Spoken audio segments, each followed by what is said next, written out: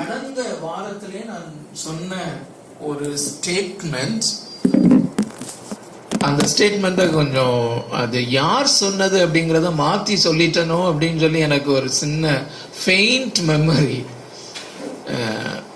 The church stands or falls in this article, that is justification by faith.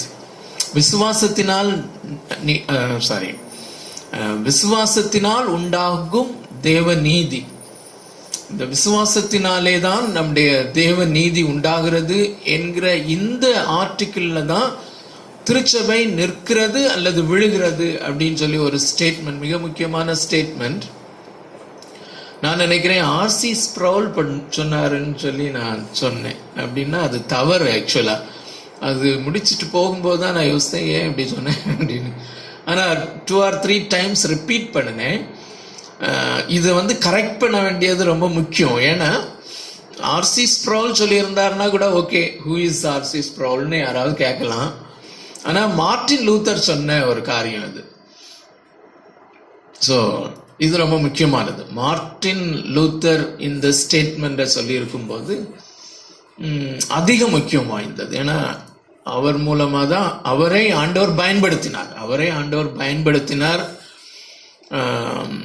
So அவர் இந்த ஸ்டேட்மெண்ட்டை சொல்லியிருக்கிறார் அப்படிங்கிறது ரொம்ப முக்கியமான காரியம். The church stands or falls in this article, justification by faith. அது மாத்திரம் இல்லை, நான் கடந்த வாரத்திலையும் மென்ஷன் பண்ணேன், நான் மரித்த பிற்பாடு அல்லது அதற்கு முன்னாலேயே தொடங்கி நிச்சயமாக இந்த ஒரு ஆர்டிக்கிள்ல பிசாசானவன் பயங்கரமாக எதிர்ப்பான். இந்த ஒரு ஆர்டிக்கிளை பேஸ் பண்ணி தான் காலாகாலமாக 2000 ஆண்டுகளாக திருச்சபை மிக குறிப்பாக பெரிய தாக்குதலுக்கு உள்ளாகி கொண்டு வருகிறது. ஆகையினாலே நிச்சயமாக உடனடியாக எவ்வளவு சீக்கிரம் இந்த ஆர்டிக்கிளை பிசாசானவன் தாக்க முயற்சி எடுப்பானோ அவ்வளவு சீக்கிரமாக இது நடக்கும்.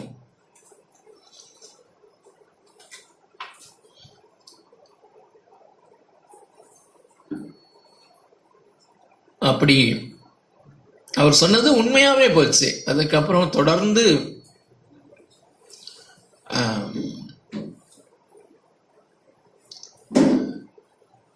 இது ஒரு சிம்பிள் ட்ரூத் தானே, இதுக்கு இவ்வளோ பெரிய அட்டாக் நடக்க வாய்ப்பு இருக்குதா அப்படின்னு சொல்லி யோசிப்போம். ஆனா நீங்க நல்ல சரித்திரத்தை அப்சர்வ் பண்றவங்களா இருப்பீங்கன்னா, அப்சர்வ் பண்ணுவீங்க, கண்டிப்பா பண்ணி கொண்டு தான் இருக்கீங்க. நீங்களும் சேர்ந்து என்னோடு நாம் இணைந்து தான் இந்த ரிஃபர்மேஷன் காரியத்துல பயணித்து கொண்டிருக்கிறோம். பாத்தீங்கன்னா இந்த ஒரு காரியத்துல தான்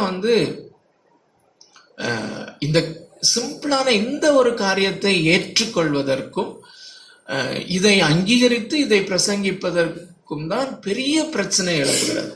த மோஸ்ட் சிம்பிள் ட்ரூத். ஆனா அதை எப்படியாவது சுத்தி நீங்க அப்சர்வ் பண்ணீங்கன்னா, நான் ஆண்டவருக்காக ஏதாவது செஞ்சிடணும் அப்படிங்கிற அந்த ஒரு காரியம் இருந்துட்டே தான் இருக்குது. ஆண்டவர் சொல்லுகிறார், நான் இலவசமாக உனக்கு கொடுக்கிறேன். அதுலதான் இருக்கு மேன்மையே. நான் சம்பாதித்து, நான் அந்த ரிடம்ஷனை உருவாக்கி, நான் அந்த நீதியை பிதாவாகிய தேவன் தன்னுடைய ஒரே பேரான குமாரனாகிய இயேசுவை அனுப்பி அந்த இயேசு கிறிஸ்துவிலே அவர் உருவாக்கினார். அல்லது இயேசு கிறிஸ்து வாழ்ந்த அந்த நீதியை, என்னுடைய அந்த பெர்ஃபெக்ட் ரைச்சியஸ்னஸை நான் உனக்கு இலவசமாக கொடுக்கிறேன். அதைத்தான் நான் விரும்புகிறேன். அப்படி நான் இலவசமாக கொடுப்பதை நீ இலவசமாய் ஒரு பிச்சைக்காரனை போல நீ பெற்றுக்கொண்டு விட்டாயானால் நான் அதன் மூலமாக மகிமைப்படுவேன் என்பதுதான் அந்த கிரக்ஸ் ஆஃப் த மெசேஜ். அந்த தேவன் மகிமைப்பட வேண்டும் என்கிற அந்த ஒரு காரியத்தை பிசாசானவன் எதிர்க்கிறபடினாலே மனுஷருக்குள்ளும் அது ஏற்கனவே அது ஒரு ஊறி போயிருக்கிற ஒரு காரியம். மகிமை எனக்கு வர வேண்டும் என்கிறதிலும் நாம பர்டிகுலரா இருக்கிறதுனால இது எதிர்க்கப்படுகிறது. அதனால அதை நாம கரெக்ட் பண்ணி கொள்வோம். மார்ட்டின் லூத்தர் சொல்லுகிறது தான், the church stands or falls on this article. So நம்முடைய தற்கால இந்த நாட்களில் உள்ள திருச்சபைகள் விழுகிறதா, விழுந்து விட்டதா, இல்லது விழுந்து கொண்டிருக்கிறதா, அல்லது நிற்கிறதா என்பது இந்த ஆர்டிக்கிளை எப்படி அவர்கள் அங்கீகரித்து பிரசங்கம் பண்ணி பின்பற்றுகிறார்கள் என்பதை பொறுத்துதான் இருக்கிறது. அது நாம் தொடர்ந்து டிஸ்கஷன்ஸ்லையும் நம்முடைய பிரேயர் டைம்ஸ்லையும் இதை நாம தொடர்ந்து விவாதிக்க, அதை தொடர்ந்து ஜெபிக்க கடமைப்பட்டிருக்கிறோம். கடந்த வாரத்தினுடைய பைபிள் ஸ்டடி முடித்து ஒரு சிலரோடு கூட பேசிக்கொண்டு இருக்கும் போது 2 காரியங்களை கண்டிப்பாக நாம் தெளிவுபடுத்த வேண்டும் என்று நான் நிர்ணயித்தேன். அந்த 2 காரியத்தையும் தெளிவுபடுத்தி விட்டு நம்ம தொடர்ந்து கடந்த வாரத்தினுடைய பைபிள் ஸ்டடியை நம்ம தொடரலாம். ஒன்று நம்ம புரிந்து கொள்ள வேண்டியது, இந்த ரோமருக்கு எழுதின நிருபமானாலும் சரி, அல்லது எந்த ஒரு புதிய ஏற்பாட்டினுடைய புஸ்தகமானாலும் சரி, பொதுவாக பழைய ஏற்பாட்டினுடைய பொதுவான புஸ்தகங்களிலும் சரி, மிக குறிப்பாக புதிய ஏற்பாட்டினுடைய புஸ்தகங்கள், அதிலும் மிகவும் குறிப்பாக கடிதங்கள், அப்போஸ்தலனாகிய பவுல் எழுதினாலும் சரி, பேதுரு எழுதினாலும் சரி, யோவான் எழுதினாலும் சரி, யூதா எழுதினாலும் சரி, அதிலும் குறிப்பாக பவுல் எழுதின கடிதங்கள் எல்லாமே ஒரு ஆர்கியூமெண்டாக, அல்லது ஒரு கோர்ட்ல ஒரு வக்கீல் தன்னுடைய கேஸை எப்படி பிரசன்ட் பண்ணுவான், பக்கம் பக்கமா இல்ல ஜட்ஜ்மெண்ட்ஸ் கொடுக்கப்படுவதற்கு முன்பதாக ஜட்ஜ்மெண்ட்ஸ் பக்கம் பக்கமா இருக்கும். அதுக்கு முன்னாடி வழக்காடுகிறவர்களும் பக்கம் பக்கமா வச்சு அவங்க ஆர்டிக்கிள் பை ஆர்டிக்கிள் அவங்க கேஸ் அவங்க பிரசன்ட் பண்ணுவாங்க. அவங்களுடைய ஆர்கியூமெண்ட்ஸை அவங்க பிளேஸ் பண்ணுவாங்க ஜட்ஜுக்கு முன்னாடி. அவங்களுடைய ஆர்கியூமெண்ட்ஸை இது இப்படி இருக்கிறதுனால இது இப்படி இருக்கிறதுனால இது இப்படி, இடையில அவங்களுக்கு அந்த லீகல் ஆர்டிகிள்ஸ் அங்க கொண்டு வருவாங்க, லாவுடைய ஆர்டிகிள்ஸ், இதன்படி இது தப்பு, இது இப்படி நடந்திருக்கு அப்படின்னு சொல்லி ஆர்கியூ பண்ணுவாங்க. அந்த முறையைத்தான் பின்பற்றி இருக்கிறார்கள் என்பதை நாம் முதலாவது நன்றாக ரியலைஸ் பண்ண வேண்டும். ஆகையினாலே தான் நாம் பத்தியாக படிக்க முயற்சி செய்கிறோம். 1வது அதிகாரம் 1வது வசனத்திலிருந்து 15வது வசனம் வரையிலும் முகவுரை, இன்ட்ரோடக்ஷன் என்று சொல்லி பார்த்தோம். அதற்கு பிறகு 16வது வசனமும் 17வது வசனமும் என்ன டாபிக் கொடுத்தோம்? எது? The pinnacle point of the gospel, சுவிசேஷத்தினுடைய விளக்கத்தினுடைய உச்சநிலை விளக்கம் அப்படின்னு சொல்லி, அதற்கப்புறம் 18வது வசனத்துல இருந்து 3வது அதிகாரம் 19வது வசனம் வரையிலும், 3வது அதிகாரம் முடிய 1வது நல்லா கவனிச்சுக்கோங்க. 3வது அதிகாரம் 18வது வசனத்திலிருந்து 3வது அதிகாரம் முடிய ஜஸ்டிஃபிகேஷன் பை ஃபெய்த். அது இதுல மென்ஷன் பண்ணல நான். விசுவாசத்தினாலே நீதிமான்கள் ஆக்கப்படுதல், ஜஸ்டிஃபிகேஷன். ரொம்ப சுருக்கமா இந்த ரோமருக்கு எழுதின நிருபத்தை நாம ஞாபகம் வச்சுக்கணும்னு சொன்னா, அந்த TIONல முடியக்கூடிய அந்த ப்ராசஸ் மூணே மூணு தான்.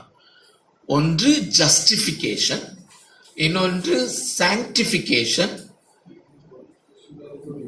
இன்னொன்னு குளோரிஃபிகேஷன்.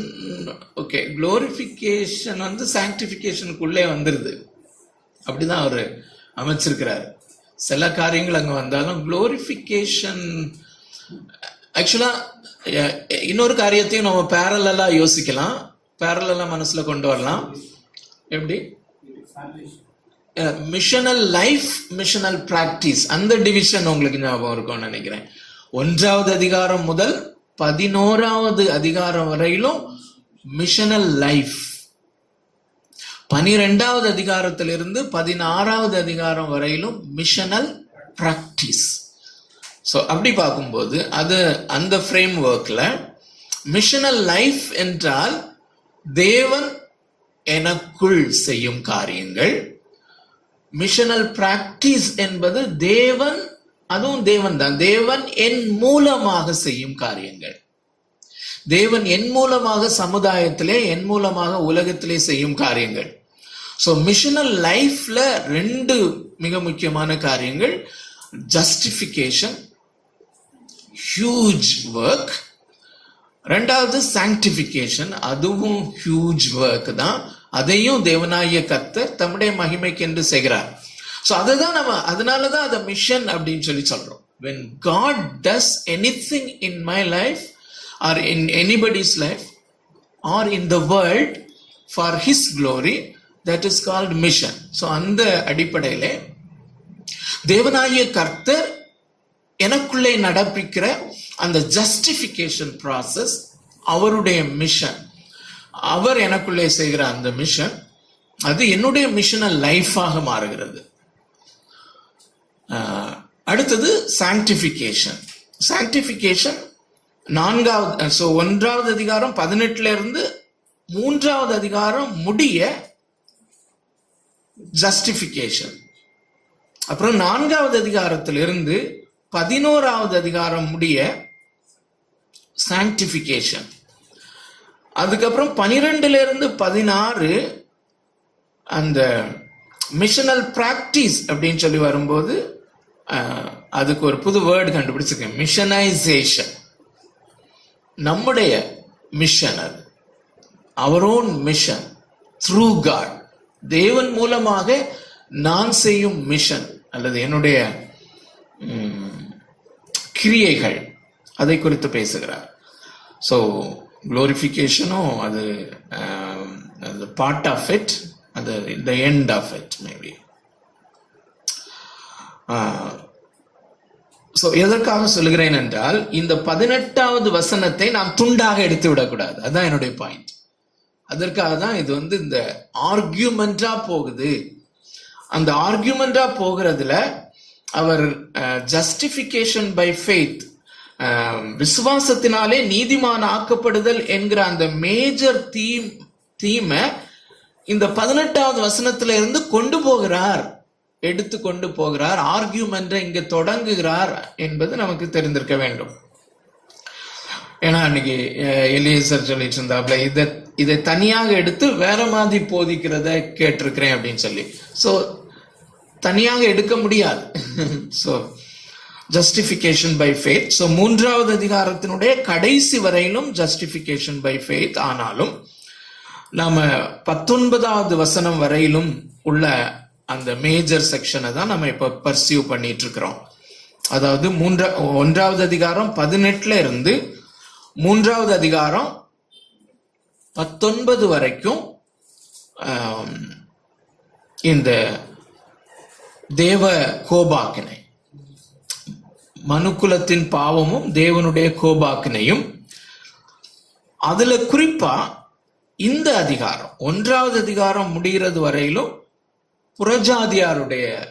புறஜாதியார் மேல் இருக்கிற தேவ கோபாக்கினை, அதாவது நம் மேலே அல்லது பொதுவான மக்கள் மேலே.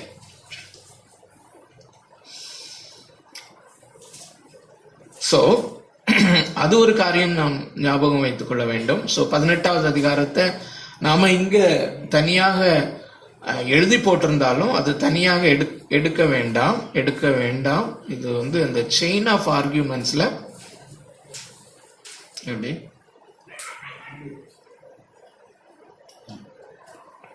தேங்க்யூ.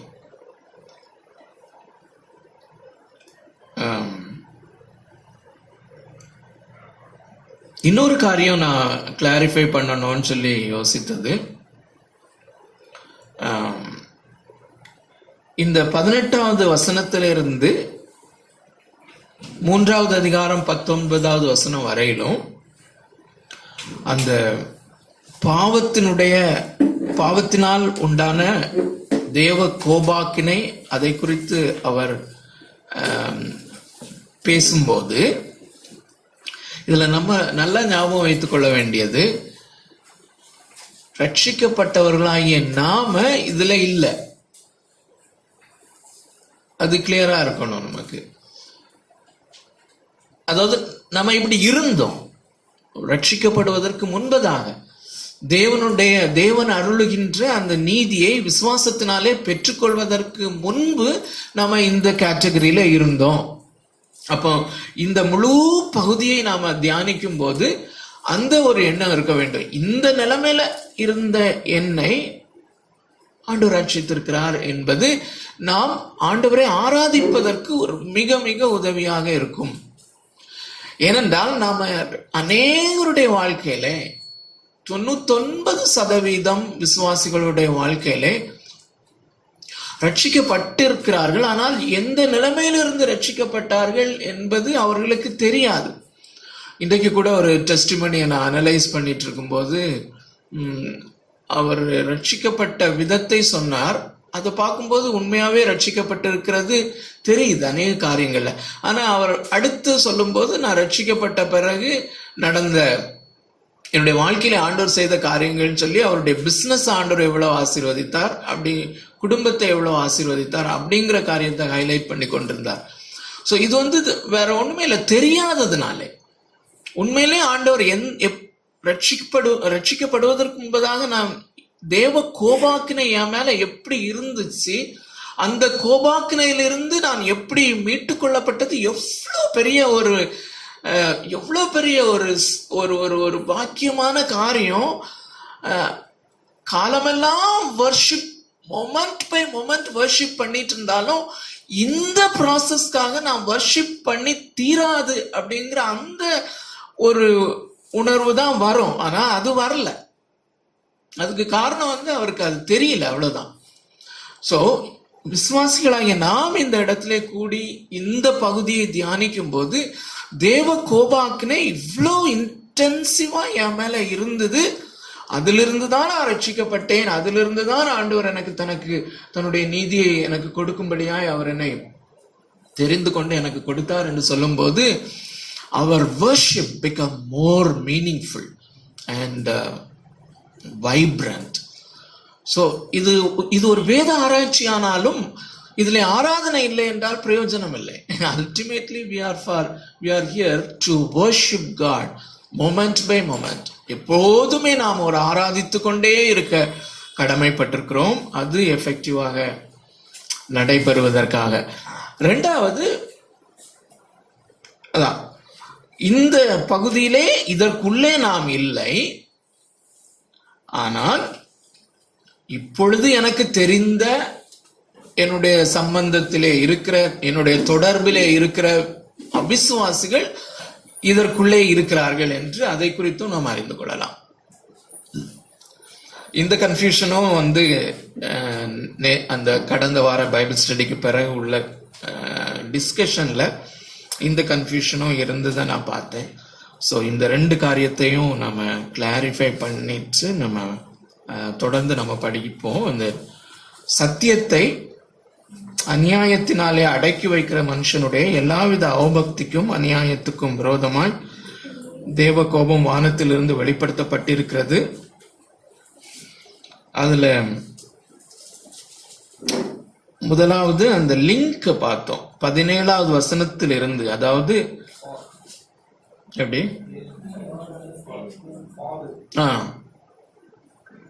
அந்த தேவன் அருளுகின்ற அந்த தேவ நீதி, விசுவாசத்தினாலே உண்டாகும் நீதி, விசுவாசிக்கிறவர்களுக்கு இலவசமாய் கொடுக்கப்படுகிற அந்த தேவ நீதி ஏன் கொடுக்கப்பட வேண்டும், what is the need for that அப்படின்னு சொல்லி தேவ கோபாக்கினை நம்ம மேலே இருக்கிறது, தேவ கோபம் வானத்திலிருந்து வெளிப்படுத்தப்பட்டிருக்கிறது அப்படின்னு சொல்லி அந்த தேவ கோபத்தை அதிகமா ஹைலைட் பண்ணி படித்தோம்.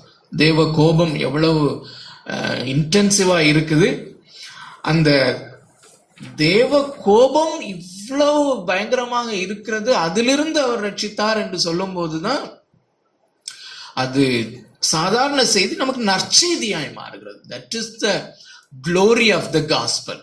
சுவிசேஷத்தை மகிமைமயமான ஒரு சுவிசேஷமாக மாற்றுவது இந்த காரியம்தான்.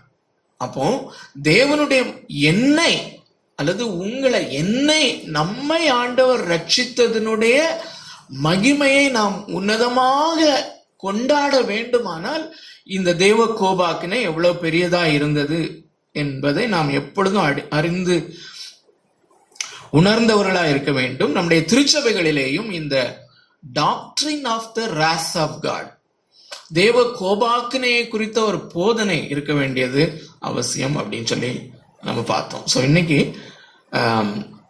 அப்புறம் தொடர்ந்து சத்தியம் அப்படிங்கிற காரியத்தையும் நம்ம தியானிக்க முற்பட்டோம். அதுல 3 காரியங்கள் சத்தியம் என்று இருக்கிறது. அதுலயும் கொஞ்சம் கன்ஃபியூஷன் இருந்தது. கடந்த வாரத்துல முடிக்காம இருந்ததுனால கொஞ்சம் கன்ஃபியூஷன் இருந்தது. அதுவும் கிளாரிஃபை ஆகும். ஆக்சுவலா 3 சத்தியங்கள். சத்தியம் என்றால் 3, ஒன்றுதான் சத்தியம், அல்லது மிக துல்லியமாய் நாம் சொல்ல வேண்டுமானால் ஒன்றுதான் சத்தியம். என்னது? தேவன். Okay, good. God alone is truth. Anything apart from God is a lie.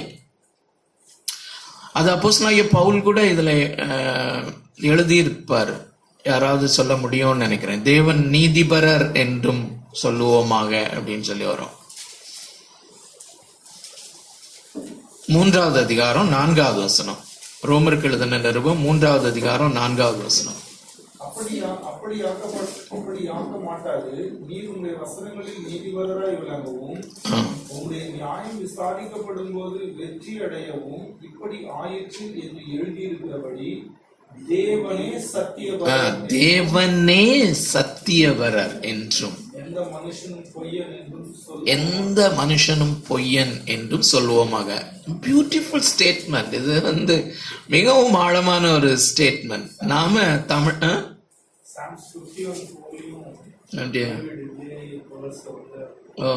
அந்த கான்டெக்ஸ்ட்ல தான் என் பாவத்தை நீங்க மன்னிக்கிறதுனால நீதிபரர். I was supposed to be condemned. But நீங்க பாவத்தை மன்னிக்கிறதுனால நீங்க நீதிபரர். ஆமா, கரெக்ட். விளங்க பண்ணும்படி. குட். நல்ல லிங்க். அது கூட வேணா வாசிடலாமே. சங்கீதம் 50. ஒருவருக்கே விரோதமாக நான் பாவம் செய்து உமது கண்களுக்கு முன்பாக பொல்லாங்கானதை நடப்பிட்டேன். நீர் பேசும்போது உம்முடைய நீதி விளங்கவும், நீர் பேசும்போது உம்முடைய நீதி விளங்கவும், நீர் நியாயம் தீர்க்கும் போது உம்முடைய பரிசுத்தம் விளங்கவும் இதை அறிக்கையிடுகிறேன். சோ நான் ஏன் அறிக்கையிடுகிறேன்னா, நான் அறிக்கையிடும் போது அவருடைய நீதி விளங்குகிறது, அவருடைய பரிசுத்தம் விளங்குகிறது, அவர் மகிமைப்படுகிறார். தட் இஸ் அகெயின் மிக முக்கியமான ஒரு காரியம். ஸோ இங்க தமிழ் வேதாகமத்துல நம்ம படிக்கும்போது சத்தியபரர் அப்படின்னு சொன்னோடனே அந்த வார்த்தை கொஞ்சம் ஒரு மாதிரி இருக்கலாம். அதனால ஒருவேளை நம்ம அதை ஸ்கிப் பண்ணிடலாம், அதனுடைய குளோரிய.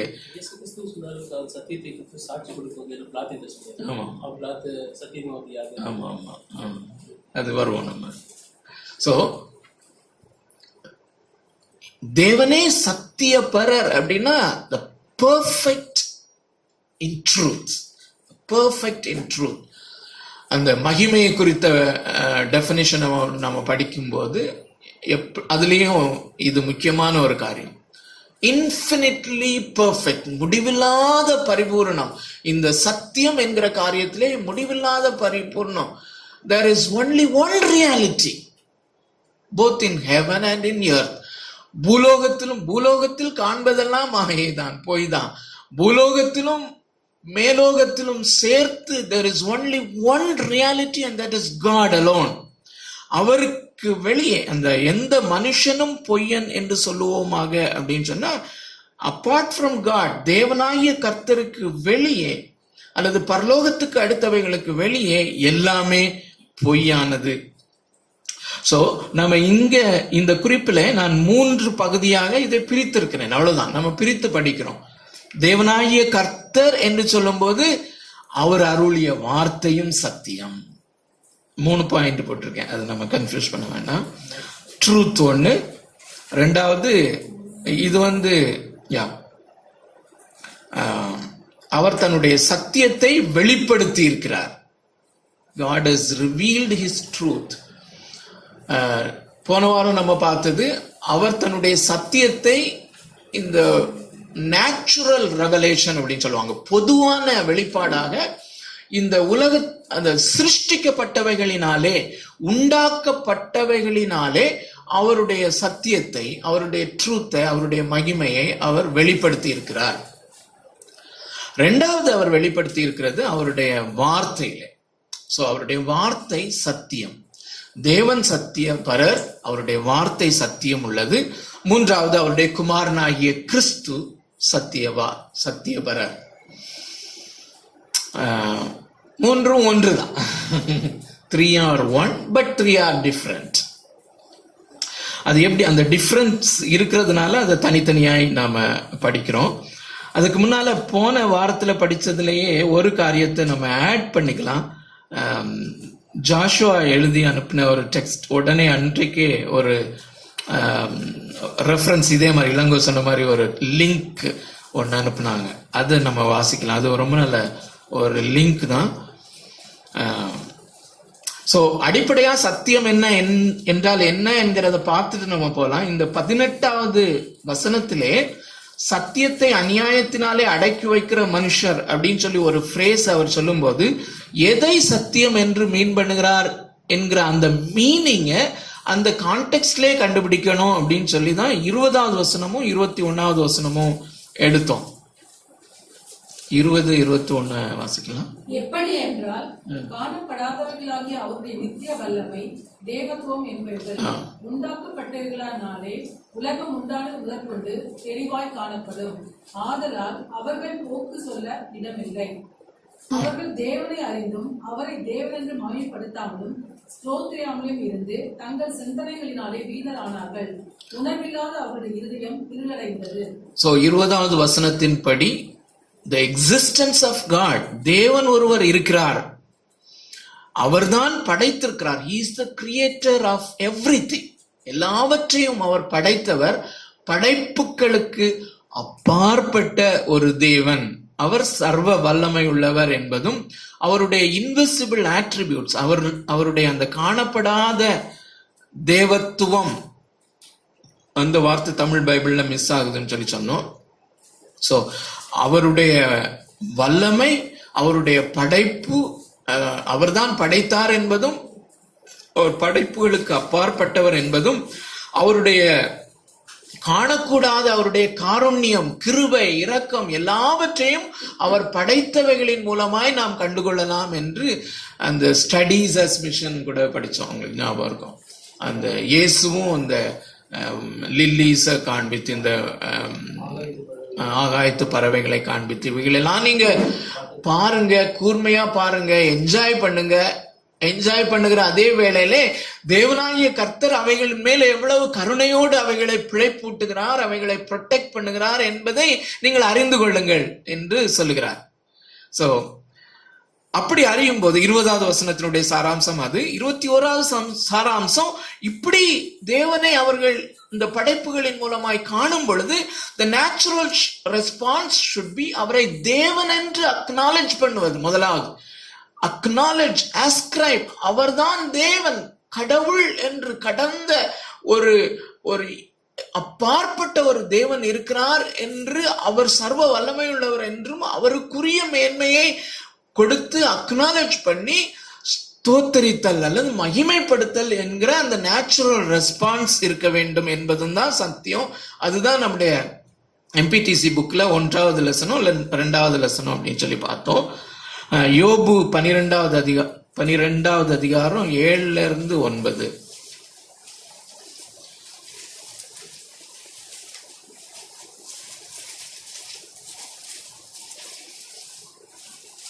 இப்போதும் நீ மிருகங்களை கேட்டுப்பார், அவைகள் உனக்கு போதிக்கும். ஆகாயத்து பறவைகளை கேள், அவைகள் உனக்கு அறிவிக்கும். அல்லது பூமியை விசாரித்து கேள், அது உனக்கு உபதேசிக்கும். சமுத்திரத்தின் மச்சங்களை கேள், அவைகள் உனக்கு விவரிக்கும். கர்த்தருடைய கரம் இதை செய்ததென்று இவைகள் எல்லாவற்றினாலும் அறியாதவன் யார்? அறியாதவன் யார் பாருங்களேன். பியூட்டிஃபுல். கர்த்தருடைய கரம் இதை எல்லாம் செய்ததென்று இவைகள் எல்லாவற்றினாலும். இவைகள் எல்லாவற்றினாலும் அப்படின்னா எவைகளினாலே? படைக்கப்பட்ட காரியங்களினாலே அறியாதவன் யார்? அதுதான் பவுலும் சொல்றாருல்ல, போக்கு சொல்ல இடமில்லை அப்படின்னு சொல்றாரு. Nobody can blame God for not revealing the truth. எந்த ஒரு மனுஷனும் நியாய தீர்ப்பின் நாளில் எந்த ஒரு தூரத்திலே இருந்தாலும் அவன் ஒரு போக்கு சொல்ல இடமில்லை என்று இங்கே பவுல் சொல்லுகிற அதே காரியத்தை தான் இவைகள் எல்லாவற்றினாலும் அறியாதவன் யார் அப்படின்னு சொல்லி அந்த காலத்திலே அவர் சொல்லியிருக்கிறார். சோ யோபுவும் கூட இந்த இயற்கையின் மூலமாக தேவனாகிய கர்த்தரை கண்டிப்பாக தியானித்த அல்லது அறிந்து கொண்ட ஒரு மனுஷனாக இருக்க முடியும். அதுபோல நிறைய பேர் இருந்திருக்கிறாங்க. யோபுடைய நண்பர்களை பார்க்கும்போதும் அவங்களும் நல்ல ஒரு விசுவாசிகளாகத்தான் இருக்க முடியும். அவங்களுக்கு என்ன எப்படி வெளிச்சம் கிடைச்சிருக்கு இல்ல பாருங்களேன். சோ ஆனா யோபு இவைகளின் மூலமாக அந்த படைத்தவரை அறிந்தாரே தவிர இந்த படைப்புகளுக்கு தன்னை திருப்பவில்லை. அதுதான் யோபு, இதே யோபு 31வது அதிகாரத்திலே சொல்லுகிறார். 31வது அதிகாரம் 26, 27. சூரியன் பிரகாசிக்கும் போதும் அல்லது சந்திரன் மகிமையாய் செல்லும் போதும் நான் அதை நோக்கி என் மனம் ரகசியமாய் மயக்கப்பட்டு என் வாழ் என் கையை புத்தி செய்வது உண்டானால். சூரியன் பிரகாசிக்கிறத அவர் என்ஜாய் பண்ணியிருக்கிறாரு அப்படின்னு தெரியுதா? அல்லது சந்திரன் ஷைன் ஆகும் போதுன்னு அவர் சொல்லியிருக்கலாம். சந்திரன் மகிமையாய் செல்லும் போதும் அப்படின்னா நிச்சயமா அவர் அதை என்ஜாய் பண்ணியிருக்கிறாரு. ஆனா அதை கிஸ் பண்ண அல்லது அதை அப்ரிஷியேட் பண்ண, அதை வர்ஷிப் பண்ண நான் துணியல அப்படின்னு சொல்றாரு இல்ல. அப்ப அந்த நாட்கள்ல இதை அப்சர்வ் பண்ணிட்டு அதையே தெய்வமாக கொண்டிருக்கிறார்கள் அப்படின்னு சொல்லி ஒரு வசனத்தையும் வாசித்தோம் அப்படின்னு சொல்லி யோசிக்கிறேன். ஏசாயா 46 சம்திங் அது. ஓகே, அப்படிதான் அந்த இயற்கை வர்ஷிப் வந்தது. அதை ரோமருக்கு எழுதின நிருபத்திலையும் 1வது அதிகாரத்துல அப்போஸ்தலன் வளர்க்கிறார். இப்போ 2வது சத்தியத்துக்கு நம்ம போலாம். சத்தியம் ஒன்றுதான். இது இயற்கையிலே வெளிப்படுத்தப்பட்டிருக்கிற அந்த சத்தியத்தை நம்ம பார்த்தோம். அவருடைய அந்த ஸ்பெஷல் ரெவலேஷனாக அவருடைய வேதத்தின் மூலமாக தன்னை வெளிப்படுத்தி இருக்கிற காரியத்தை யோவான் சுவிசேஷம் 17:17. ஒரு நிமிஷம், எல்லாரும் எடுத்தாச்சா? யோவான் 17வது அதிகாரம் 17வது வசனம்.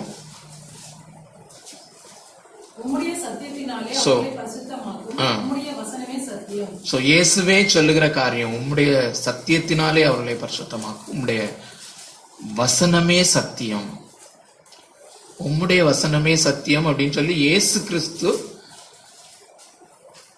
தேவனை அட்ரஸ் பண்ணி சொல்றாருல்ல. He is addressing God. இன்னொரு காரியம், இயேசு வாழ்ந்த காலத்திலே அவர் சத்தியம் என்று சொல்வது எந்த போர்ஷன்? ஓல்ட் டெஸ்டமென்ட் தான் சொல்றாரு. அது நம்ம ஞாபகம் வச்சுக்கணும். அப்புறம் அவர் பேசுகிற காரியங்கள் எல்லாமே ட்ரூத். இயேசு பேசுகிற காரியங்கள் ட்ரூத். அதுக்கு ரெக்கார்ட் இல்லை, அந்த டைம்ல ரெக்கார்ட் இல்லை, யாரும் ரெக்கார்ட் பண்ணவும் முடியாது, மனசுலதான் ரெக்கார்ட் பண்ண முடியும். அது ஞாபகத்துல வச்சுக்கோம். ஆனா இயேசு கிறிஸ்து, நீங்க படிச்சிருப்பீங்க கண்டிப்பா, எந்தெந்த பழைய ஏற்பாட்டினுடைய வசனங்களை அவர் பயன்படுத்தினார் அப்படின்னு சொல்லி. சங்கீதம் மிக அதிகமாய் பயன்படுத்தி இருக்கிறார். எழுதப்பட்ட வேத வாக்கியத்திலேயே, எழுதப்பட்ட சுவிசேஷத்திலேயே எனக்கு தெரிந்து கிட்டத்தட்ட 16 முறை சங்கீதத்தை பயன்படுத்தி இருக்கிறார். சங்கீதம் தான் அதிகமாக அவர் பயன்படுத்தினது. அதுக்கப்புறம் ஏசாயா, யோனா. அவர் பயன்படுத்தாத பழைய ஏற்பாட்டு புஸ்தகமே இல்லை. ஆல்மோஸ்ட் எல்லாத்தையும் பயன்படுத்தி இருக்கிறார். நல்லா அப்சர்வ் பண்ணி பாருங்க. 2வது நிலைமைக்கு வர்றது உபாகமம். சங்கீதம், உபாகமம், ஆதியாகமத்தை சொல்லி இருக்கிறார்.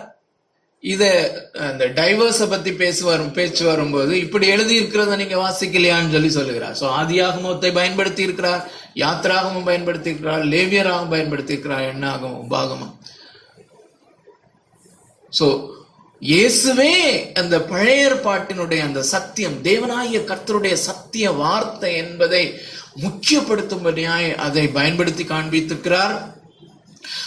சிலுவையிலே இயேசு சொன்ன வார்த்தைகள் எல்லாமே வேத வசனங்களை சொல்லியிருக்கிறார். சங்கீதத்திலே தீர்க்க தரிசனமாக சொன்ன காரியங்களை ஆல்மோஸ்ட் அவர் சொல்லி இருக்கிறார். தாவீதுனுடைய காரியங்களை தீர்க்க தரிசனமாக இவர் அக்னாலேஜ் பண்ணி அஸ்கிரைப் பண்ணி சொல்லி இருக்கிற காரியங்களை பார்க்கிறோம். யோவான் எழுதின சுவிசேஷம் 14வது அதிகாரம் 26, 27 வசனங்கள். என் நாமத்தினாலே இதா அனுப்ப போகிற பரிசுத்த ஆவியாகிய தேற்றரவாளனையும் எல்லாவற்றையும் உங்களுக்கு போதித்து நான் உங்களுக்கு சொன்ன எல்லாவற்றையும் உங்களுக்கு நினைப்பூட்டுவார். சமாதானத்தை உங்களுக்கு வைத்துக் போகிறேன், என்னுடைய சமாதானத்தையே உங்களுக்கு கொடுக்கிறேன். உலகம் கொடுக்கிற பிரகாரம் நான் உங்களுக்கு கொடுக்கிறதில்லை. உங்கள் இருதயம் கலங்காமலும் பயப்படாமலும் இருப்பதாக. 26 மட்டும் பாருங்க. ஆக்சுவலா இந்த வசனத்தை இன்னைக்கு ஈவினிங் வந்துட்டு இருக்கும்போது எங்களுக்கு முன்னால ஒரு கார் போச்சு. அந்த கார்ல கூட எழுதியிருந்த ஒரு வசனத்தை என்னன்னா, we love God because he first loved us. அவர் நம்மிடத்தில் முந்தி அன்பு கூர்ந்ததினாலே, ஆமா, அவர் முந்தி நம்மிடத்தில் அன்பு கூர்ந்ததினாலே நாம் அவரிலே அன்பு கூறுகிறோம். இப்படி எந்த ஒரு சின்ன வசனத்தையும் ரெண்டு விதமா புரிந்து கொள்ளலாம். ஒரு சாதாரணமான முறையிலே அதை புரிந்து கொண்டோன்னா எனக்கு அவ்வளவு ஒரு இம்பாக்ட் இருக்குமான்னு தெரியல. நான் அதை மெடிடேட் பண்ணிட்டே வந்தேன். அது என்னன்னா, it's a beautiful tremendous verse that என்னால அவரை நேசிக்க முடியாது. நான் இன்னைக்கு இயேசுவை நேசிக்கிற ஒரு விசுவாசியாக நான் இருக்கிறேன் என்றால் it is because he loved us. அவர் நம்மை நேசித்தால். எப்போ நேசித்தார்? உடனே அந்த லிங்க் நமக்கு எபேசியர் 1:4 உலக தோற்றத்திற்கு முன்பதாகவே என்னில் அன்பு கூர்ந்த அன்பினாலே அவர் ப்ரீடெஸ்டைன் பண்ணிடுறார். அந்த ப்ரீடெஸ்டினேஷன் டாக்டரின் போது எத்தனையோ பேரால இயேசுவை நேசிக்க முடியல. இன்றைக்கு என்னால இயேசுவை நேசிக்க முடியுதுன்னா, இவ்வளவு பாவத்தை நேசிக்கிற சுவாபமுள்ள இருதயமுள்ள என்னுடைய இருதயம் இயேசுவின் மேல ஏக்கமா இருக்கிறது என்றால், it's not because of me, it's because he loved me. He poured his love on me. அதனால நான் நேசிக்கிறேன். அப்படி படிச்சோம்னா அந்த வசனம் நம்ம எங்கேயோ கொண்டு போகுது. ஓகே, சோ ரெண்டு விதமாக படிக்கலாம் ஒவ்வொரு வசனத்தையும். அருமையானவர்களே, இந்த காரியத்தையும் பொதுவா நாம எதற்காக யோசிப்போம்னா, இந்த நாட்களிலே பரிசுத்த ஆவியானவர் நமக்கு கொடுக்கிற இன்ஸ்பிரேஷனை பத்தி சொல்லுவாங்க. அப்படி அதை ரிலே பண்ணோம்னா நம்ம மிஸ்லீட் ஆயிரும். ஆனா இயேசு தெளிவாக அவருடைய சீஷர்களுக்கு, அப்போஸ்தலருக்கு சொல்லுகிறார், நான் போன பின்பு நான் சொன்ன நான் சொன்னேன் இல்லையா முதல்ல, அவர் இயேசு பேசுகிறது தேவனுடைய வார்த்தையை பேசுகிறார். அவர் பேசுகிறது 100% எதுவுமே கழிவு கிடையாது. Every word is God's word, truth. உலகத்துல அப்பதான் நேர்முகமாக வருகிறது. அதுவரையிலும் சீனாய் மலையிலே கொடுக்கப்பட்டது, அசரீரியாக ஒரு சிலருக்கு கொடுக்கப்பட்டது, அதை எழுதினார்கள். இப்போ word has become the flesh. அந்த வார்த்தை மாம்சமாகி நம்மத்திலே உலாவிக் கொண்டிருக்கிறார். அந்த வார்த்தையாய் வந்த அந்த வார்த்தை மாம்சமாகி வந்த அந்த மாம்சத்திலிருந்து அந்த இயேசுவனிடத்திலிருந்து வார்த்தைகள் வரும்போது அந்த சத்திய வார்த்தை ரெக்கார்ட் பண்றதுக்கு அப்ப ஃபெசிலிட்டிஸ் கிடையாது இல்ல. அதை யோசித்து பார்க்கும்போது யாரும் அப்ப நோட்ஸும் எடுத்த மாதிரி தெரியல, எடுத்திருக்க சான்ஸே இல்லைன்னு நினைக்கிறேன். அவங்களுக்கு அந்த மாதிரி ஒரு அறிவில் அவங்க வாழல. செம்படவர்கள் பரமேறும் போது கேட்கிறாங்க ராஜ்யத்தை இப்படிதான் எங்களுக்கு தருவீர்னு. அப்போ அவங்க என்னதான் ரியலைசேஷன்ல வாழ்ந்தாங்க. சோ இயேசு என்ன சொல்றாருன்னா, நான் போன பிறகு பரிசுத்த ஆவி உங்களிலே வருவார், நான் சொன்ன எல்லாத்தையும் நினைப்பூட்டுவார், நீங்க அதை எழுதுங்க.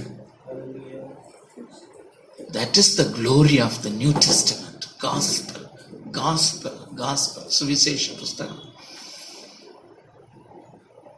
அருமையானவர்களே, இந்த பரிசுத்த ஆவியானவர் இந்த சீஷர்களுக்கு நினைப்பூட்டி இந்த சத்திய வார்த்தையை அவர்கள் சத்தியமாக எழுதியிருக்காவிட்டால் நமக்கு கிடையாது.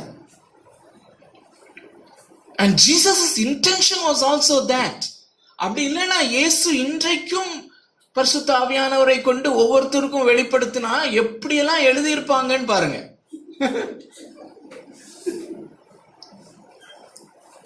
இது ரொம்ப முக்கியமான டாக்டரின் ஆக்சுவலா. ஆனால் அதை ரொம்ப நம்ம லூஸா பயன்படுத்துகிறோம். ஆனா இதை தவறாக புரிந்து கொண்டு அநேக பெரும்பான்மையான ஊழியக்காரர்கள் இதை வச்சுதான் பரிசுத்த ஆவியானவர் சொன்னார் என்று ஊரை மாற்றிக் கொண்டிருக்கிறார்.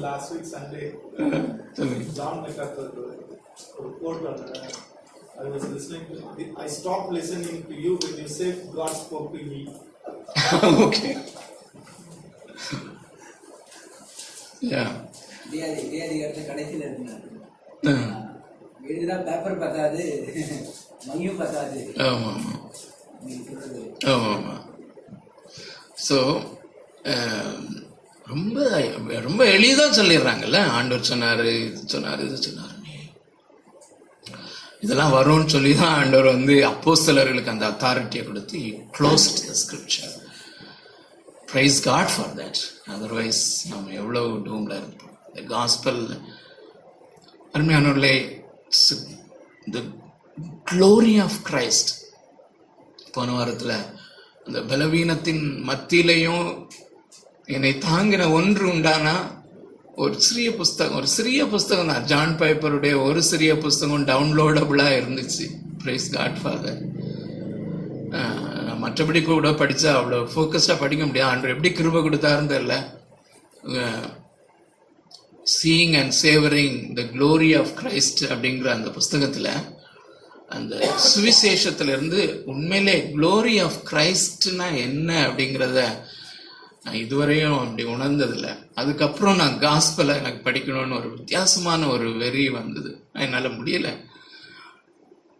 அருமையானவர்களே, இந்த க்ளோரி ஆஃப் கிரைஸ்ட் அப்படிங்கிறது அது இப்போ நம்ம டாபிக் இல்லை. பட் ஸ்டில் அவர் என்ன சொல்லுகிறாருண்டா, அந்த கிரக்ஸ் ஆஃப் த மெசேஜ் என்னன்னா, எல்லாவற்றையும் படைத்தவர். இந்த உலகம் சரி, அண்ட சராசரத்தை பற்றி நமக்கு ஓரளவுக்கு தெரியும், கிளிம்ஸ் தெரியும். இந்த ரிச்னஸ் எல்லாம் அவர் படைத்தார். அதான் அவருடைய க்ளோரி. ஆனா அது அவருடைய க்ளோரி இல்லைன்னு சொல்றாரு. அது அவருடைய க்ளோரி இல்ல. இந்த படைப்புகள் எல்லாம் சேர்ந்து அவருடைய க்ளோரின்னு சொன்னோம்னா, இந்த படைப்புகள் எல்லாத்தையும் தனியா போய் அதை அழிச்சிட்டோம்னா அவர் பாப்பர் ஆயிடுவாரு. அப்படி கிடையாது. அவருடைய க்ளோரி அவ்வளோ பயங்கரமான, அந்த க்ளோரியினுடைய எக்ஸ்பிரஷன் தான் இந்த படைப்புகள். ஸோ இந்த ரிச்னஸ், இந்த அண்ட சராசரம் எல்லாமே அவருடைய அந்த க்ளோரியினுடைய எக்ஸ்பிரஷனா இருக்கிற அதுதான் இந்த இயேசு கிறிஸ்துவனுடைய ரிச்னஸ். அப்படி ரிச்சா இருக்கிறவர். இன்னைக்கு தான் வாசித்தேன், ஒரு சில ஸ்திரீகள் கொடுக்கிற அந்த பணத்தினால அவர் அவருக்கு ஊழியம் செய்தார்கள்னு போட்டிருக்கு. அப்புறம் அவர் பாப்பரா வாழ்ந்தார்கள், அவருக்கே டாக்ஸ் கொடுக்கறதுக்கு காசு இல்லை. ஸோ அப்படிப்பட்ட நேரத்துல எப்படி இருக்கும்னு யோசித்து பாருங்க. That is the glory of Christ. The enormously rich God அவர்தான் படைத்தார்னு சொல்லி போட்டிருக்கு. கொலோசியர் 1:9 வெரி கிளியர். சகலமும் அவராலும் அவருக்கென்றும் குமாரனுக்கென்று படைக்கப்பட்டது. குமாரன் படைத்தார். ஐ ஆம் த ஓனர். அவருக்கு முன்னால அந்த காசு இல்லாம போகுது. வெள்ளியும் பொன்னும் என்னுடையது. பட் இங்க ஒரு வெள்ளி ஒரு காசு இல்ல. That is the glory of Christ. That is different from other glories, especially focused in the, எதுக்காக சொல்றேன்னா, the gospel is full of the glory of Christ which was reflected by the disciples. தேவன் நமக்கு கிருபை கொடுப்பாராக. இந்த எனக்கு நல்ல ஹெல்த்தியா இருந்தேன்னா இனிமே ஒரு நாளும் ஒரு காஸ்பலா இந்த பெர்ஸ்பெக்டிவ்ல படிக்கணும்னு சொல்லி. இது மாத்திரம் இல்ல, இன்னும் நிறைய க்ளோரிஸ் ஆஃப் கிரைஸ்ட் சொல்றாரு. நீங்க டவுன்லோடபிள் தான், அது படிக்கலாம் நீங்க. PDF. ஷூர். ஸோ இந்த மகிமையை வார்த்தைகளினாலே இயேசு போன பிறகு அவங்க பரிசுத்த ஆவியானவரால ஞாபகப்படுத்தப்பட்டு எழுதி வைத்திருக்கிறார்கள். அதிலிருந்து அவருடைய மகிமை வெளிப்படுகிறது, அப்படியே சத்தியம் வெளிப்படுகிறது. 2 பேதுரு 1:20-21. ஒரு நிமிஷம் எல்லாரும் எடுத்துக்கிட்டோம். 2 பேதுரு 1:20-21. வேதத்திலுள்ள எந்த தீர்க்கதரிசனமும் சுயதோற்றமான பொருளை உடையதாயிராது என்று நீங்கள் முந்தி அறிய வேண்டியது. தீர்க்க தரிசனமானது ஒரு காலத்திலும் மனுஷனுடைய சித்தத்தினாலே உண்டாகவில்லை. தேவனுடைய பசுத்த மனுஷர்கள் பசுத்த ஆவியினாலே ஏவப்பட்டு பேசினார்கள். சோ இங்கேயும் பேதுரு மென்ஷன் பண்ணுகிறது, இந்த தேவனுடைய வார்த்தை தேவனால் பரிசுத்த ஆவியினால் ஏவப்பட்டு மனிதர்கள் எழுதினார்கள். ஆகையினாலே இது தேவ வார்த்தை என்று சொல்லும் போது அவருக்கும் கையில மேத்யூ, மார்க், காஸ்பல் ஒன்றும் கிடையாது. அவரும் பழைய ஏற்பாட்டை தான் சொல்லுகிறார்.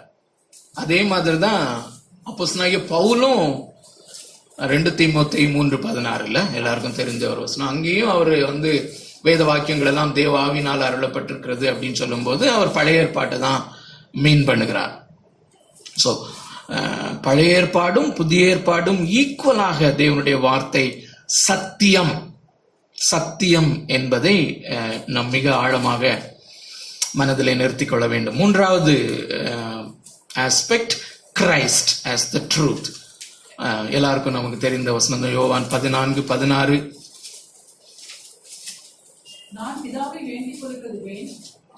யோவான் 14 6:14. நானே வழியும் சத்தியமும் ஜீவனுமாய் இருக்கிறேன், என்னாலே அல்லாமல் ஒருவரும் பிதாவிடத்தில் வராது. ஆமா, தம்பி சொன்ன காரியங்கள். இயேசு சொல்லுகிற காரியம், நானே வழியும் நானே சத்தியமும் நானே ஜீவனா இருக்கிறேன், நானே சத்தியம். So truth is a person.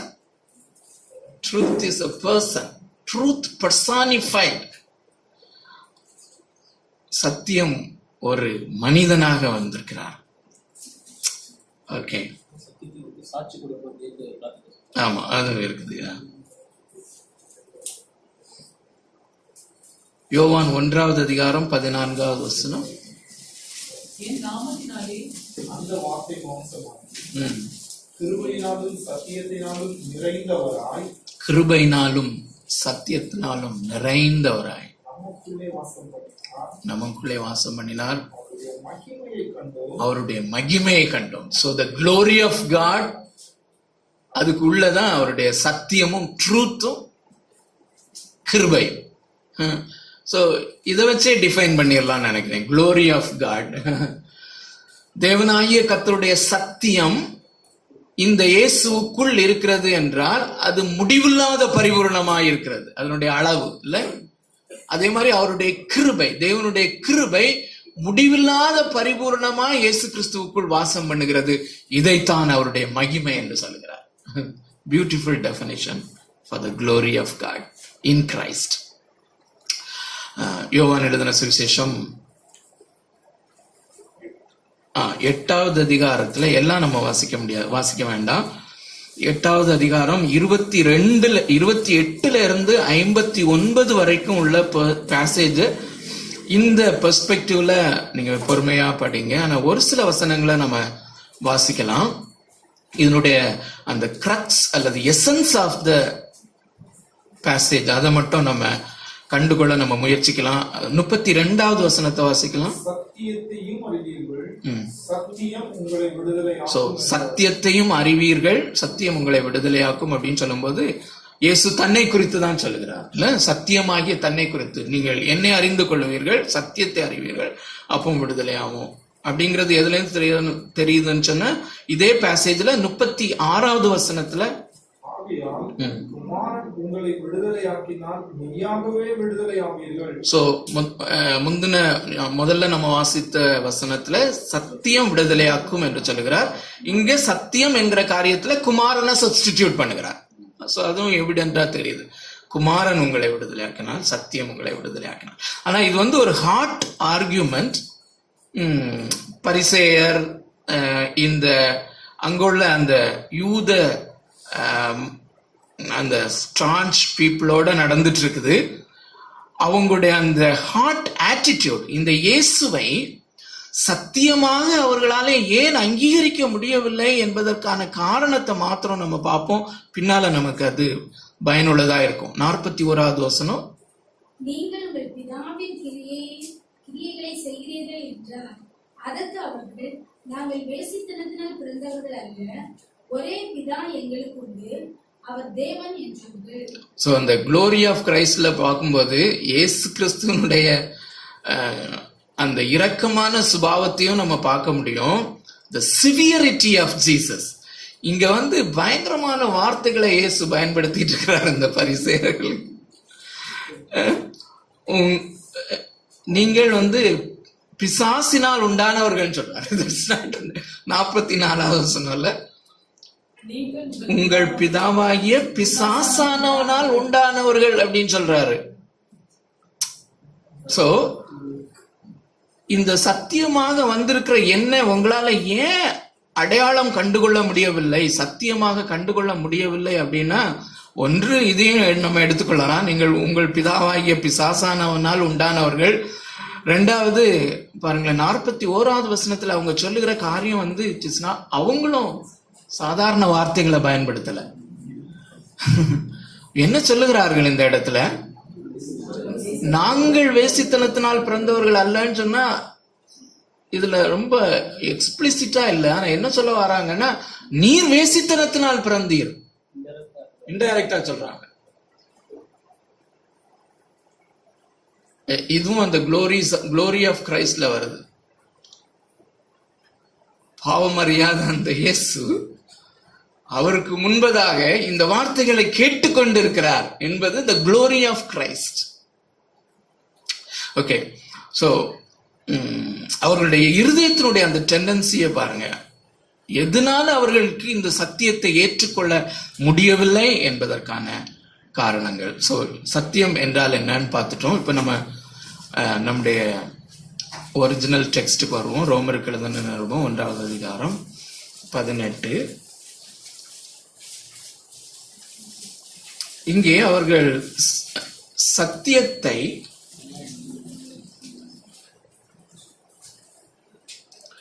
இன்னொரு காரியம் இந்த நான் முதல்ல கிளாரிஃபை பண்ணணும்னு யோசித்தது,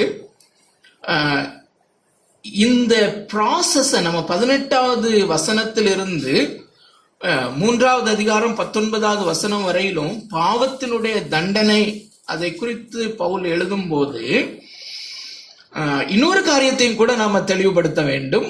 இதுல வந்து இந்த ரூட் அல்லது ருடிமெண்ட்ஸ், இந்த பிரின்சிபிள்ஸ், இதை வந்து நம்ம வாழ்க்கை நாம் ரட்சிக்கப்பட்டவர்களாக இருந்தாலும் நம்மளேயும் அதை அப்சர்வ் பண்ண முடியும் அப்படிங்கிற காரியத்தையும் நம்ம நினைவில் வைத்துக் கொள்ள வேண்டும். ஒண்ணு வந்து நான் ரட்சிக்கப்படும் முந்தி இந்த நிலைமையில இருந்து ஆண்டவர் என்னை ரட்சித்தபடினாலே நான் என்னுடைய வர்ஷிப் வந்து ரொம்ப மீனிங்ஃபுல்லா எஃபெக்டிவா மாறும். அதோடு கூட இந்த எக்ஸ்பிரஷன்ஸ், இது எப்படி இந்த டைனாமிக்ஸ் எனக்குள்ள இன்னும் இருக்குது அப்படிங்கிறதையும் நமக்கு வந்து சுட்டி காண்பிக்கும். அதனால முற்றிலுமா இதுல இருந்து நம்ம டிவைட் பண்ண முடியாது நம்மள. சோ சத்தியத்தை எதனால அடக்கி வைக்கிறாங்கன்னு போட்டிருக்கு.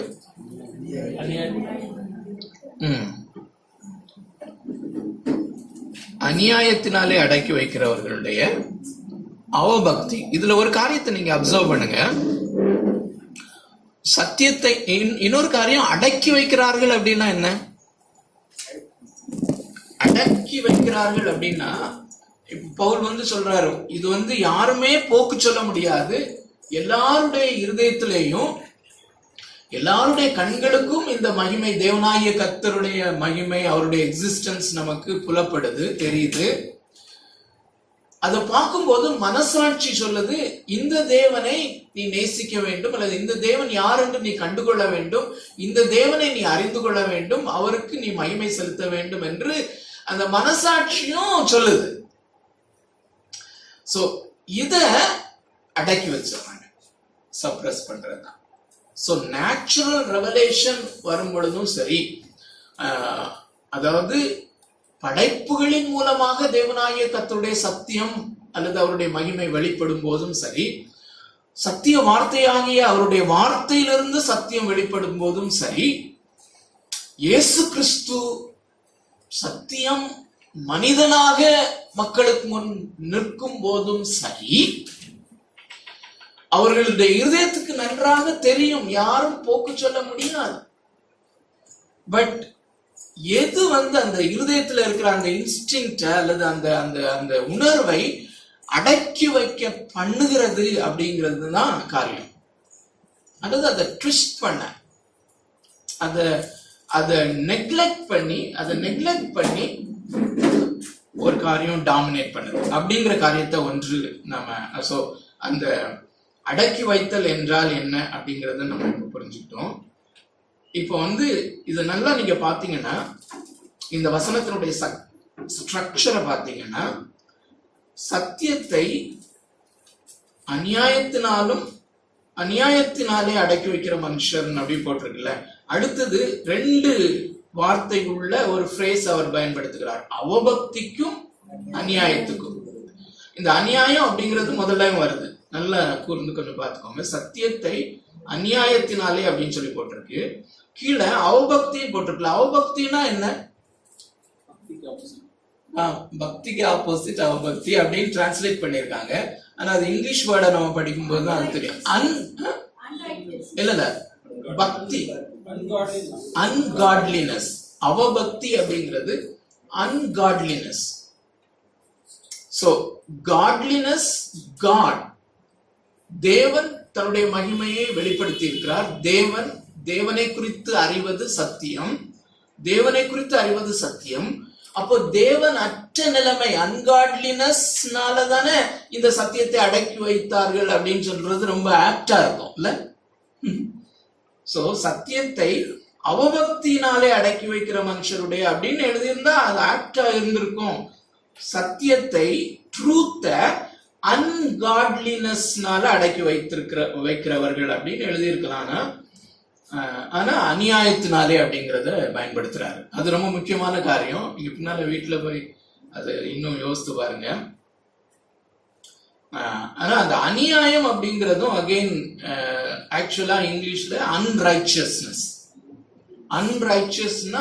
அன்ரைச்சியஸ்னஸ் அப்படின்னா அநீதி, அநீதின்னு வந்திருக்கணும். அதுக்கு அநியாயம் அப்படின்னு சொல்லி டிரான்ஸ்லேட் பண்ணிட்டாங்க. அது ஒன்றும் பெரிய ப்ராப்ளம் இல்லை. ஸோ நம்ம புரிந்து கொள்ள வேண்டியது அது அநியாயத்தினாலே அப்படிங்கிற அநீதி, அவர்களுடைய அன்ரைச்சியஸ்னஸ். ஏன் அந்த வார்த்தையை பயன்படுத்தலை அப்படின்னு சொல்லி நம்ம கொஞ்சம் பார்ப்போம். அவபக்தி அப்படிங்கிறது அல்லது அன்காட்லினஸ் அப்படிங்கிறது ஒரு அந்த பிரின்சிபிள் ஆஃப் லைஃப். அந்த அநியாயம் அப்படின்னு சொல்லும்போது அந்த வாழ்க்கை நெறிமுறை, அவர்கள் வாழ்கிற வாழ்க்கை, மனிதர்களுடைய வாழ்க்கை, லைஃப் ஓரியன்டேஷன். ஸோ அன்காட்லினஸ் அப்படிங்கிறது ஓரளவுக்கு ஒரு பக்தி வாழ்க்கை அல்லது ஒரு டிவோஷனல் லைஃப் அல்லது வர்ஷிப் அப்படின்னு சொல்லி எடுத்துக்கலாம். இல்ல, ஆராதனை வாழ்க்கை, சத்தியத்தை அறிந்த பிறகு அதற்குரிய ரெஸ்பான்ஸ் கொடுக்கிறது, அல்லது தேவனாகிய கர்த்தரை ஆராதிக்கிற வர்ஷிப் அப்படின்னு எடுத்துக்கலாம். சோ அந்த அவபக்தினாலே அடக்கி வைத்தார்கள் அப்படின்னு சொன்னா அவர்களுடைய அந்த ரெஸ்பான்ஸ் அவர்களுடைய வர்ஷிப் இல்லாத நிலைமையினால அடக்கி வைத்தார்கள் அப்படின்னு சொல்றதா இருக்கும். ஆனால் அதை காட்டிலும் இந்த தேவனாகிய கர்த்தரை சத்தியத்தை அறிந்த பின்பு அதை ஆராதிக்காதது நிமித்தம் அவர்களுடைய வாழ்க்கை முறை எப்படி மாறிவிட்டதோ அந்த அன்ரைச்சியஸ்னஸ், அநியாயத்தினாலே அவர்கள் இதை அடக்கி வைக்கிறார்கள் அப்படின்னு சொல்லி சொல்லுகிறார். சோ அந்த அநியாயம் அப்படிங்கிற அந்த வார்த்தை அநீதி என்றே இன்னொரு பேசேஜ்ல மொழிபெயர்க்கப்பட்டிருக்கிறது. அது ரொம்ப கிளியரா இருக்குது அந்த இடத்துல. சோ அதை நாம படிக்கும்போது இந்த காரியங்கள் இன்னும் நமக்கு கிளியர் ஆகும். 2 தெசலோனிக்கேயர் 2வது அதிகாரம் 10-12.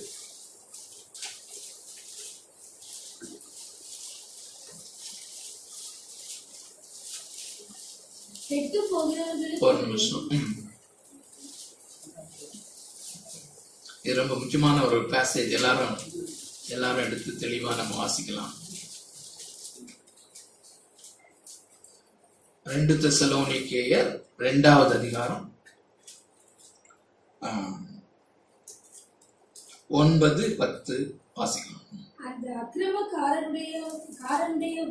இங்க அந்த அக்கிரமக்காரன் அப்படின்னு சொல்றது நமக்கு எல்லாருக்கும் தெரிஞ்சிருக்கும். ஆன்டி கிரைஸ்ட குறிப்பிடுது, அந்தி கிறிஸ்துவை குறிப்பிடுகிற ஒரு வசனம்.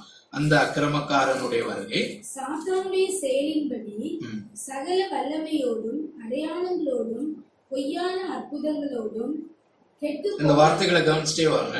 அற்புதங்களோடும் அடையாளங்களோடும் பொய்யான பொய், சத்தியத்துக்கு அகேன்ஸ்டா உள்ள பொய்யான அற்புதங்களோடும் கெட்டு போகிறவர்களுக்குள்ளே அநீதியினால் உண்டாகும் சகலவித வஞ்சகம், பொய், வஞ்சகம், டிசெப்ஷன், அநீதியினால். சோ இந்த வார்த்தை தான் அங்க அநியாயம் அப்படின்னு சொல்லி மொழிபெயர்க்கப்பட்டிருக்கிறது. அநீதியினால் உண்டாகும் சகலவித வஞ்சகத்தோடும் இருக்கும். ரட்சிக்கப்படத்தக்கதால் சத்தியத்தின் மேலுள்ள அன்பை அவர்கள் அங்கீகரியாமல் போனபடியால். பாருங்களேன், சோ ரட்சிக்கப்படுவதற்கு என்ன வேணும்? சத்தியத்தை அறிகிற அறிவு இல்ல, அறிவு மாத்திரம் இல்ல, சத்தியத்தின் மேலுள்ள அன்பு. அகைன் இந்த விசுவாசத்தை நம்ம விளக்கும் போதும் உள்ளதையும் நீங்க லிங்க் பண்ணலாம். விசுவாசம் என்பது ஒரு ஃபேக்ட அறிந்து அங்கீகரிப்பதல்ல. இயேசுதான் மெய்யான தேவன் என்று நான் விசுவாசிக்கிறேன் என்று என்னுடைய அறிவிலே அறிந்து அதை குறித்த கன்விக்ஷன் அல்ல, அதை நேசிப்பது, அதன் மேலுள்ள அன்பு. அதுதான் சத்தியத்தின் மேலுள்ள அன்பை அவர்கள் அங்கீகரியாமல் போடுபடியினால ரட்சிக்கப்படலைன்னு போட்டிருக்குல்ல. It's beautiful. சோ ரட்சிக்கப்படுவதற்கு இந்த சத்தியத்தின் மேலுள்ள அன்பு ரொம்ப முக்கியம் அப்படிங்கிற காரியம் ரொம்ப முக்கியமான காரியம். நான் எப்படி வேணாலும் வாழுவேன், ஆனா நான் ரட்சிக்கப்பட்டிருக்கேன்னு சொல்லி ஏமாத்த முடியாது. நீங்க ரட்சிக்கப்பட்டிருக்கிறாய், உண்மையாய் தேவன் அருளிய விசுவாசத்தின்படி, அந்த ஃபேக் ஃபெய்த் இல்லாம வெளிப்படையான தோற்றத்திலே காண்பிக்கிற விசுவாசம் இல்லாம உண்மையான விசுவாசத்தின் அடிப்படையிலே தான் நீ ரட்சிக்கப்பட்டிருப்பாய். ஆனால் இந்த இயேசுவின் மேலுள்ள அன்பினாலே நீ எதையும் இழப்பதற்கு தயாராக இருப்பாய். அப்படி நீ எதையும் இழக்க தயாரா இல்லாம நானும் ஒரு கார்டை சைன் பண்ணி நான் ரட்சிக்கப்பட்டு விட்டேன், இந்த ஃபேக்ட நான் நம்புகிறேன் என்று சொன்னால் அது ரட்சிப்பாக முடியாது. சத்தியத்தின் மேல ஒரு அன்பு, அந்த சத்தியம் எந்த அளவுக்கு இன்டென்சிட்டியோ அந்த அளவுக்கு சத்தியத்தின் மேல அன்பு. அதுவும் ஒரு ஷாலோவான அன்பு கிடையாது. அப்படி ஓகே, தொடர்ந்து வாசிக்கலாம். இந்த parallel words ஆகும் actually. சத்தியத்தை விசுவாசியாமல் அப்படிங்கிறதும் சத்தியத்தின் மேல் உள்ள அன்பு ரெண்டும் parallel-ஆ வருது. சோ எனக்கு சத்தியத்தின் மேல் அன்பு இருக்குமானால் இந்த சத்தியத்தின் மேலே விசுவாசமும் இருக்கிறது என்று சொல்லலாம். அதுக்கு ஆப்போசிட்டா உள்ளது என்ன? அடுத்து தொடர்ந்து வாசிங்க. ஆகையால் சத்தியத்தை விசுவாசியாமல் அநீதியில் பிரியப்படுகிற அநீதியில் பிரியப்படுகிறவர்கள், அநீதியிலே அன்பு கூறுகிறவர்கள். So the point is heart matters. இருதயம். இயேசு பரிசேயர்களுக்கு விரோதமாக சொல்லுகிற காரியம் எல்லாமே அதுதான். நீங்கள் ஏன் என்னை ஏற்றுக்கொள்ள முடியவில்லை, என்னை சத்தியமாக உங்களாலே ஏன் ஏற்றுக்கொள்ள முடியவில்லைன்னா உங்களுடைய இருதயத்திலே பிரச்சனை இருக்கிறது. உங்களுடைய இருதயம் அநீதி உள்ள இருதயம், அநீதியை நேசிக்கிற இருதயம், அநீதியின் மேல் பிரியப்படுகிற இருதயம். நீங்கள் உங்களுடைய நேசம் பண ஆசையில இருக்கிறதுன்னு சொல்லுகிறார். அந்த லிங்க் வேர்ட்லாம் நீங்க பிறகு லிங்க் பண்ணிக்கோங்க. சோ உங்களுக்கு தெரியும், ஆக்சுவலா இயேசு கிறிஸ்து பிறக்கும் போது சாஸ்திரிகள் கிழக்கில் இருந்து வரும்போது தவறுதலா ஏரோதுவனிடத்துல அரண்மனையில போயிடுறாங்க. சோ ஏரோது இங்கதான் பிறந்திருப்பாருன்னு சொல்லி உடனே ஏரோது சில வேத பாரகர்களை அழைத்து, யூத வேத பாரகர்களை அழைத்து, யூதருக்கு ராஜாவாய் பிறக்கிறவர் எங்க பிறப்பாருன்னு சொன்ன உடனே இவங்களுக்கு அவர் பெத்லகேமிலே பிறப்பாருன்னு சொல்றதுக்கு ரொம்ப நேரம் ஒன்றும் எடுக்கல, ரொம்ப கிளியரா எழுதி இருக்கு, உங்களுக்கு நல்லாவே தெரியும். பெத்லகேமிலே பிறந்தவர் இவர்தான். இவர் செய்கிற அற்புதங்களையும் அடையாளங்களையும் பார்த்து இவர்களுக்கு நன்றாவே தெரியும். ஆனாலும் இவரை விசுவாசித்தால் நமக்கு ஆபத்து.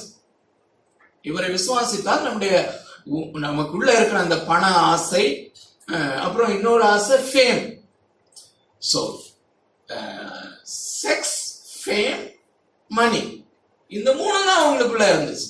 இயேசு கிளியரா சொல்றார். யோவான் எழுதின சுவிசேஷம் 5வது அதிகாரம் 44வது வசனம், தேவனால் அது நல்ல வசனம், தேவனால் வருகிற மகிமையை மாத்திரம் தேடாமல் மனுஷரால் வருகிற மகிமையை தேடுகிற நீங்கள் எப்படி விசுவாசிப்பீர்கள் அப்படின்னு சொல்லி கேட்கிறார். சோ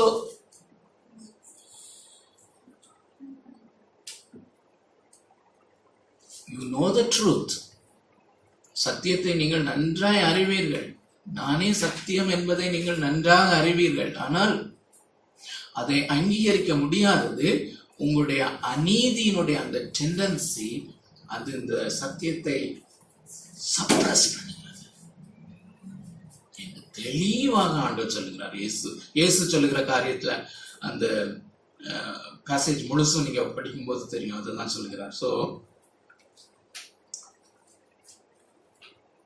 இப்ப எதை படிச்சுட்டு 2 தெசலோனிக்கேயர் 2வது அதிகாரம், அநீதியில் பிரியப்படுகிற யாவரும் ஆக்கினைக்குள்ளாக்கப்படும்படிக்கு.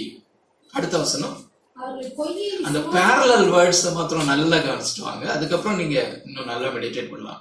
அவர்கள் பொய்யை விசுவாசிக்கத்தக்கதாக கொடிய வஞ்சகத்தை தேவன் அவர்களுக்கு அனுப்புவார். இதுதான் ரோமர்லயும் நம்ம பாக்குறோம். சோ வேலை செய்யறது நீ உன்னுடைய இருதயம் பண ஆசையிலையும், பொருள் ஆசையிலையும், செக்ஸ் மேல ஆசையிலையும், மனுஷரால் வருகிற ஃபேம் அந்த ஆசையிலையும் உன்னுடைய இருதயம் இருக்கிறதுனால சத்தியத்தை நீ சப்ரஸ் பண்ணிட்டல, நான் உன்னை கொடிய வஞ்சகத்துக்கு ஒப்பு கொடுக்கிறேன். அதுதான் பிரின்சிபல். Serious thing. திருச்சபைகளுக்குள்ளும் அதை நம்ம பார்க்க முடியும். சத்தியம் nobody is bothered about truth. அது நமக்கு நல்லா நம்ம எதுல இருந்து நல்லா தெரிய முடியும்னா, ஒரு 500 பேர் இருக்கிற சபையில ஆராதனைக்கு நீங்க ஞாயிற்றுக்கிழமை போகும்போது 500 பேர் இருப்பாங்க. பைபிள் ஸ்டடின்னு சொல்லி பாருங்க, எத்தனை பேர் வருவாங்க? 5 பேர் கூட வராம போயிருவாங்களோன்னு தான் அதை கேன்சலே பண்ணிட்டாங்க. Mostly cancel. எந்த சபையில இருக்குது இப்படி நம்ம கேவலப்படணுமா? பாஸ்டர்ஸ்க்கு ஆசை இருந்தாலுமே நம்ம பைபிள் ஸ்டடின்னு அனௌன்ஸ் பண்ணி ஒருத்தருமே வராம கேவலப்பட வேண்டான்ட்டு இந்த ருடிமெண்ட்ஸ்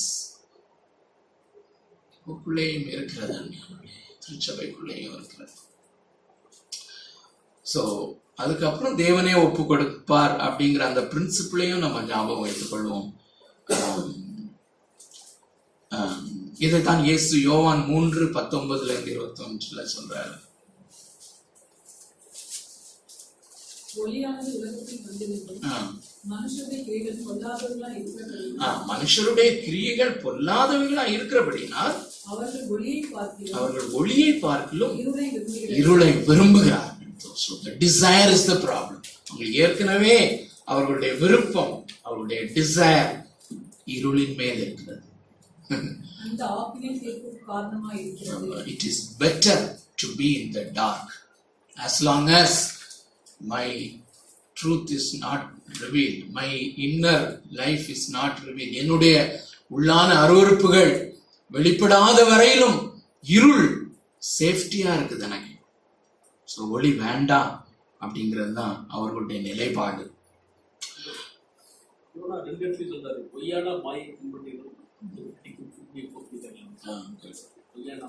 அந்த மாதிரி லிங்க் எல்லாம் நீங்க லிங்க் பண்ணி பார்க்கலாம். Beautiful, very good.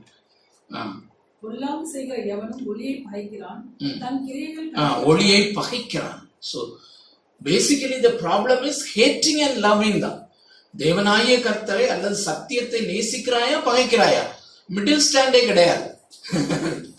சத்தியத்தை நேசித்து நான் பைபிள் ஸ்டடிக்கு வர முடியலன்னா, அல்லது வீட்டிலேயாவது நான் வேதத்தை படிக்கவில்லை என்றால், படிப்பதற்கு ஒரு விருப்பம் வரவில்லை என்றால் நீ பகைக்கிறாய் என்றுதான் அர்த்தம். நியூட்ரல் ஸ்டாண்டே கிடையாது. ஸோ ஒன்றி நாம் இயேசு கிறிஸ்துவை நோக்கி பின்பற்றி கொண்டிருக்கிறோம் அல்லது பின்வாங்கி கொண்டிருக்கிறோம். ஸோ இந்த காரியத்துல தான் இது எக்ஸாம்பிள்ஸ் ஒன்று ரெண்டு நான் கொடுத்திருக்கிறேன். ஒன்னு பிலேயாமனுடைய எக்ஸாம்பிள். ஸோ 22 எண்ணாகமம் 22-23 நம்ம எல்லாம் வாசிக்க வேண்டாம், கொஞ்சம் சுட்டி காண்பித்து நம்ம இந்த ஸ்டடியை முடிப்போம். எண்ணாகமம் 22வது அதிகாரம் இல்ல எல்லாம் படிக்க வேண்டாம். 22வது அதிகாரத்துல ஒரு சில வசனங்களை மாத்திரம். இந்த ஸ்டோரி நமக்கு மிக நன்றாக தெரிந்த ஸ்டோரி தான். இதுல பாயிண்டும் உங்களுக்கு மனசுல இப்போ கண்டிப்பா இருக்கும், கண்டிப்பா உங்களுக்கு தெரியும். பட் ஸ்டில் 12வது வசனத்துல ஆண்டவர் முதலாவது தன்னுடைய இருதயத்தை அல்லது சத்தியபரராகிய தேவன் தன்னுடைய சத்தியத்தை வெளிப்படுத்துகிறார், சத்திய வார்த்தையை. 12வது வசனம், நீ அவர்களோட போக வேண்டாம், அந்த ஜனங்களை சபிக்கவும் வேண்டாம், அவர்கள் ஆசீர்வதிக்கப்பட்டவர்கள். So this is the clear word of truth from the word of from God. It's very clear. நீ அவர்களோட போக வேண்டாம், அந்த ஜனங்களை சபிக்கவும் வேண்டாம். 13வது வசனத்தினுடைய பிற்பகுதியை வாசிக்கலாம். கர்த்தர் எனக்கு உத்தரவு கொடுக்க மாட்டோம் என்கிறார் என்று சொன்னார். இவனும் ரொம்ப நல்லது இருக்கதரிசி. ஆமா, கர்த்தர் எனக்கு உத்தரவு கொடுக்கல. God has not permitted. Clear word from God, clear word from Balaam. அதனால நான் வர முடியாது. ஆனா 17வது வசனத்துல உம்மை மிகவும் கனம் பண்ணுவேன், மிகவும் கனம் பண்ணுவேன். தொடர்ந்து நீ சொல்வதெல்லாம் செய்வேன், நீர் நல்ல ஹானர், நீ சொல்வதையெல்லாம் செய்வேன், நான் உன்னை மிகவும் கனம் பண்ணுவேன் அப்படின்னு சொன்னா நல்ல சைத்தெல்லாம் கொடுத்து தானே ஹானர் பண்றதுன்னு சொல்லுவாங்க. சோ காணிக்க கொடுத்து ஹானர் பண்ணுகிற ஒரு காரியம் அப்போ ராஜா பண்ணான்னா எவ்வளவு பெரிய ஹானரா இருக்கும் அப்படின்னு சொல்லும் போது 18வது வசனம், பிலேயாம் பாலாமின் ஊழியக்காரருக்கு பிரதித்திரமாக, பாலாக் எனக்கு தன் வீடு நிறைய வெள்ளியும் பொன்னும் தந்தாலும் சிறிய காரியமானாலும் பெரிய காரியமானாலும் செய்யும் பொருட்டு என் தேவனாகிய கர்த்தரின் கட்டளையை நான் மீறக்கூடாது. Beautiful statement.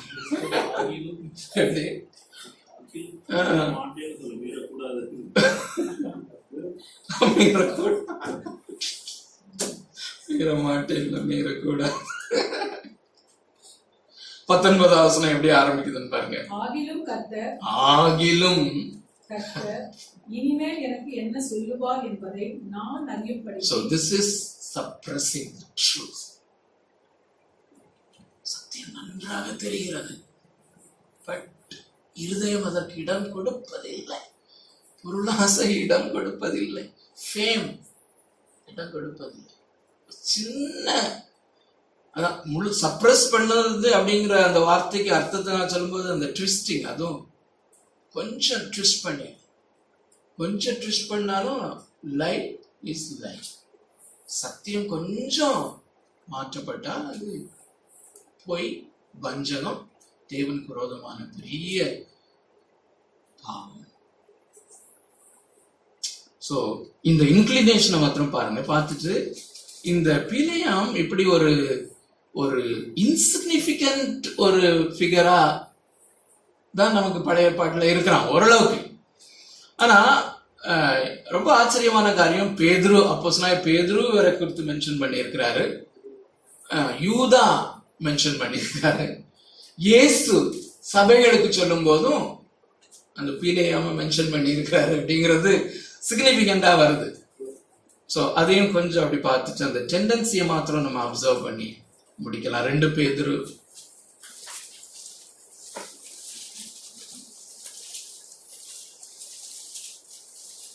2வது அதிகாரம் 14, 15.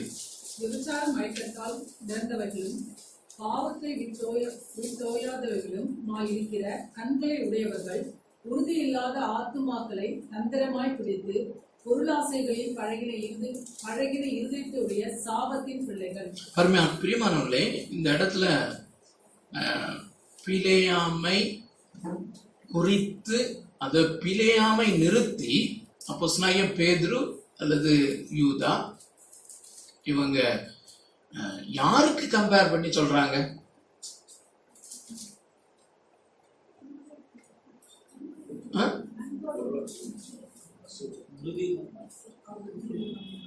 இல்ல, இது எவிடெண்டா தெரியும் உங்களுக்கு. இல்ல ஆமா, நான் பொதுவா கேக்குறேன். கள்ள தீர்க்கதரிசிகள் அது இது வரும் இங்க. குட். கள்ள தீர்க்கதரிசிகளும் வாசிக்கிறது. கள்ள தீர்க்கதரிசிகளும் ஜனங்களுக்குள்ளே இருந்தார்கள், அப்படியே உங்களுக்குள்ளும் கள்ள போதகர்கள் இருப்பார்கள். அவர்கள் கேட்டுக்கு ஏதுவான வேத பொருட்களை தந்திரமாய் நுழைய பண்ணி தங்களை கிரயத்துக்கு கொண்ட ஆண்டவரை மறுதலித்து தங்களுக்கு தீவிரமான அழிவை வருவித்துக் கொள்வார்கள். சத்திய வேதத்தை புரட்டுகிறவர்கள் கள்ள போதகர்கள். அவர்கள் விசுவாசிகளா? பொதுவாய் விசுவாசிகள் தான். பொதுவான பார்வையிலே விசுவாசிகள் தான். பொதுவான பார்வையிலே ஊழியக்காரர்கள் தான். பிரியமானவர்களே, அவர்களை குறித்து சொல்லுகிறார் என்பதை நாம் மறந்து போக கூடாது. சோ விசுவாசிகள் எல்லாரும் விசுவாசிகள் அல்ல. விசுவாசிகள் என்று அறிக்கை செய்கிற எல்லாரும் விசுவாசிகள் அல்ல. ஊழியக்காரர்கள் என்று அறிக்கை செய்கிற எல்லாரும் மெய்யான விசுவாசத்தை பெற்ற ஊழியக்காரர்கள் அல்ல. சோ மெய்யான சத்தியத்திற்கு விரோதமாக இருக்கிற அல்லது சத்தியம் என்றேதான் சொல்லுவார்கள், அப்படிப்பட்டவர்களை குறித்து தான் இங்கே சொல்லுகிறார். பொருளாசைகளில் பழகின இருதயத்தை உடைய சாபத்தின் பிள்ளைகள். 15. செம்மையான வழியை விட்டு, செம்மையான ரைச்சியஸ் ஆன வழியை விட்டு தப்பி நடந்து பேயோரின் குமாரனாகிய பிலேயாமின் வழியை பின்பற்றி போனவர்கள். அவன் அநீதத்தின் கூலியை விரும்பி. சோ இதுதான் இந்த கள்ள தீர்க்கதரிசிகளுடைய அல்லது கள்ள போதகர்களுடைய heart. What makes them to suppress the truth? They also know the truth. But சத்தியத்தின் மேல பிரியம் இல்லை, நேசம் இல்லை, அதை அறிந்து கொள்ள வாஞ்சை இல்லை, டிசையர் இல்லை. ஆனா டிசையர் வேற காரியத்துல இருக்குது. ஒரு சின்ன கனம். அருமையானவர்களே, அந்த யோவான் 5:44 is a tremendous verse.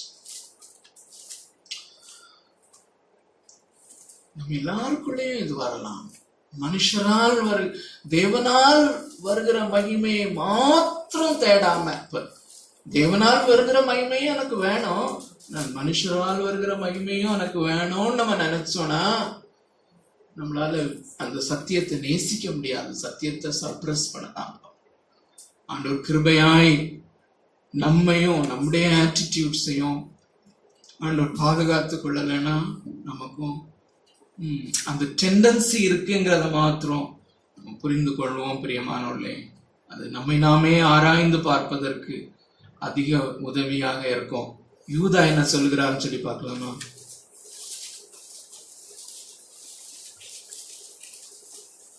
யூதா 11:12.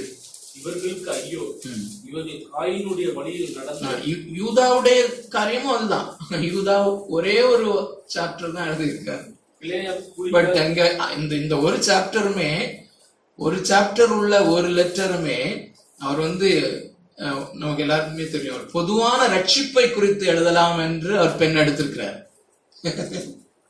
எடுத்தவர் இல்ல பாதி எழுத்த தொடங்கும் போதே பொதுவான ரட்சிப்பை குறித்து எழுத ஆரம்பித்தவர் இல்ல, ஒருமுறை ஒப்புவிக்கப்பட்ட அந்த விசுவாசத்திற்காக நீங்கள் தைரியமாய் போராட வேண்டும் என்கிற காரியம் ரொம்ப முக்கியம் என்று கருதி என்னுடைய டாபிக்கையே மாத்திட்டார். சோ இந்த ஒரு பரிசுத்தவான்களுக்கு ஒப்புவிக்கப்பட்ட அந்த விசுவாசம், அதுதான் மார்ட்டின் லூதரும் சொன்னாரு, justification by faith, so crucial for the church. திருச்சபைக்கு இது மிக மிக மிக மிக முக்கியமான காரியம். The church stands or falls on this article. இது XY or Z எஸ்டாப்ளிஷ் பண்ணின சபை அல்ல. ஒவ்வொரு ஆத்மாக்களையும் தேவன் ரட்சிக்கிறார். திருச்சபை இயேசுவனுடைய திருச்சபை. This is இயேசுவனுடைய திருச்சபை. இந்த அவருடைய திருச்சபையில அவருடைய பிள்ளைகள் அவருடைய அந்த அவரால் கொடுக்கப்பட்ட விசுவாசத்துக்காக தைரியமாய் போராட வேண்டும். இதை யாரும் அவர்கள் பெருமை பாராட்டி ஏன் ஆத்மாக்கள்னு சொல்லியே அந்த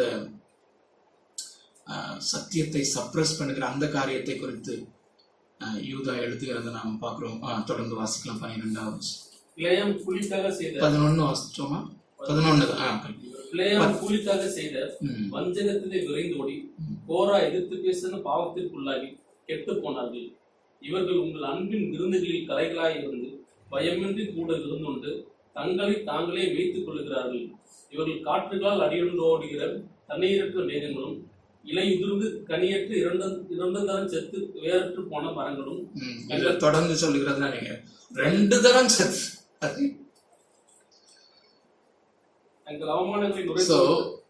அவங்களுடைய டெட் கண்டிஷனை சொல்றாரு. அதாவது இத நீங்க பாத்தீங்கன்னா அவங்க தண்ணீர் இல்லாத மேகம். சோ மேகம் தெரியும், தண்ணீர் இருக்கிற மாதிரி தெரியும், ஆனா தண்ணி கிடையாது.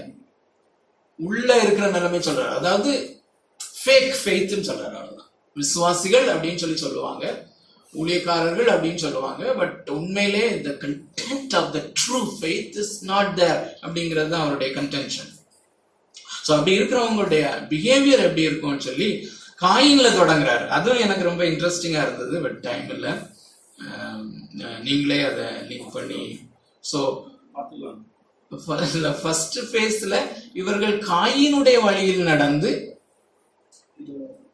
பிலேயாம் கூலிக்காக செய்த வஞ்சகத்திலே விளைந்தோடி கோரா ஃபேஸ் பை ஃபேஸ் கொண்டு போறாரு. சோ காயினுடைய காரியம் என்ன அப்படின்னு சொன்னா ஜஸ்ட் பார்த்துடலாம். 4வது அதிகாரம், ஆதியாகமம் 4வது அதிகாரம்.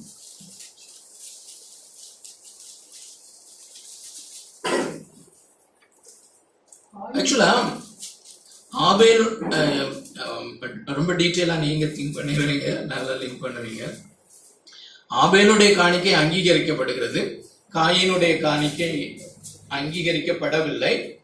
அந்த ஸ்டேஜ்ல காயின் ஆண்டவரால ரிஜெக்ட் பண்ணப்பட்டவனாக நிற்கிறான் இல்லையா?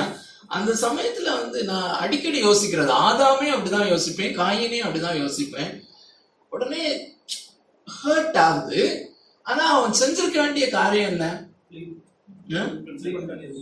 திங்க் பண்ணி ரீகன்சிடர் பண்ணிருக்கலாம். ஆபேல்ட்டே கூட கேட்டிருக்கலாம், ஏன்பா உன்னுடைய காணிக்கை அங்கீகரிக்கப்பட்டதுடைய காரணம் என்ன? அவன் தம்பியா இருந்தாலும் நீ அது சொல்ல, இது ரொம்ப முக்கியமான காரியம் இல்ல, நான் லேர்ன் பண்ணிக்கிறேன், நான் என்னை திருத்திக்கிறேன் அப்படின்னு சொல்லியிருக்கலாம்.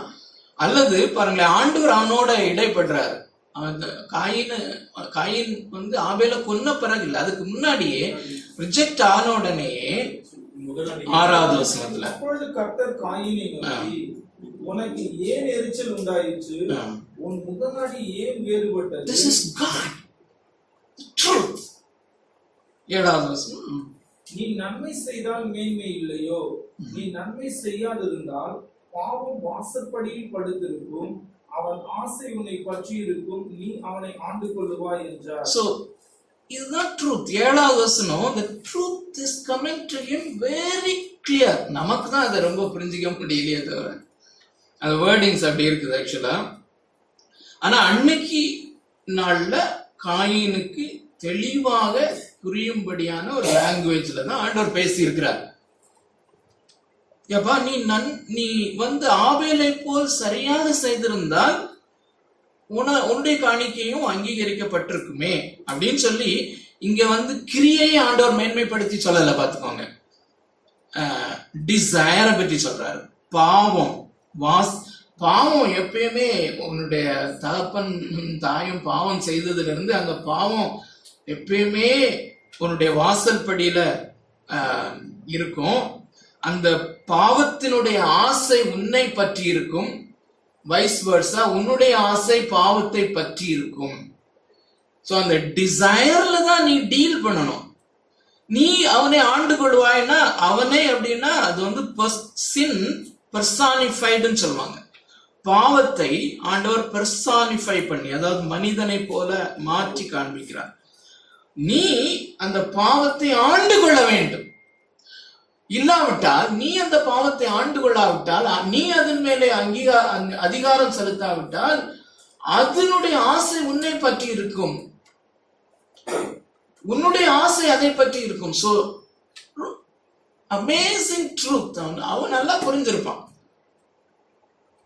But he didn't have the heart to accept the truth. அதை அநியாயத்தினாலே புரட்டும்படியாக இல்லை சப்ரஸ் பண்ணும்படியாக பார்த்தாங்க. அதை he ignored the truth, ignored God, and துணிகரமா கொலைக்கு போயிட்டான்.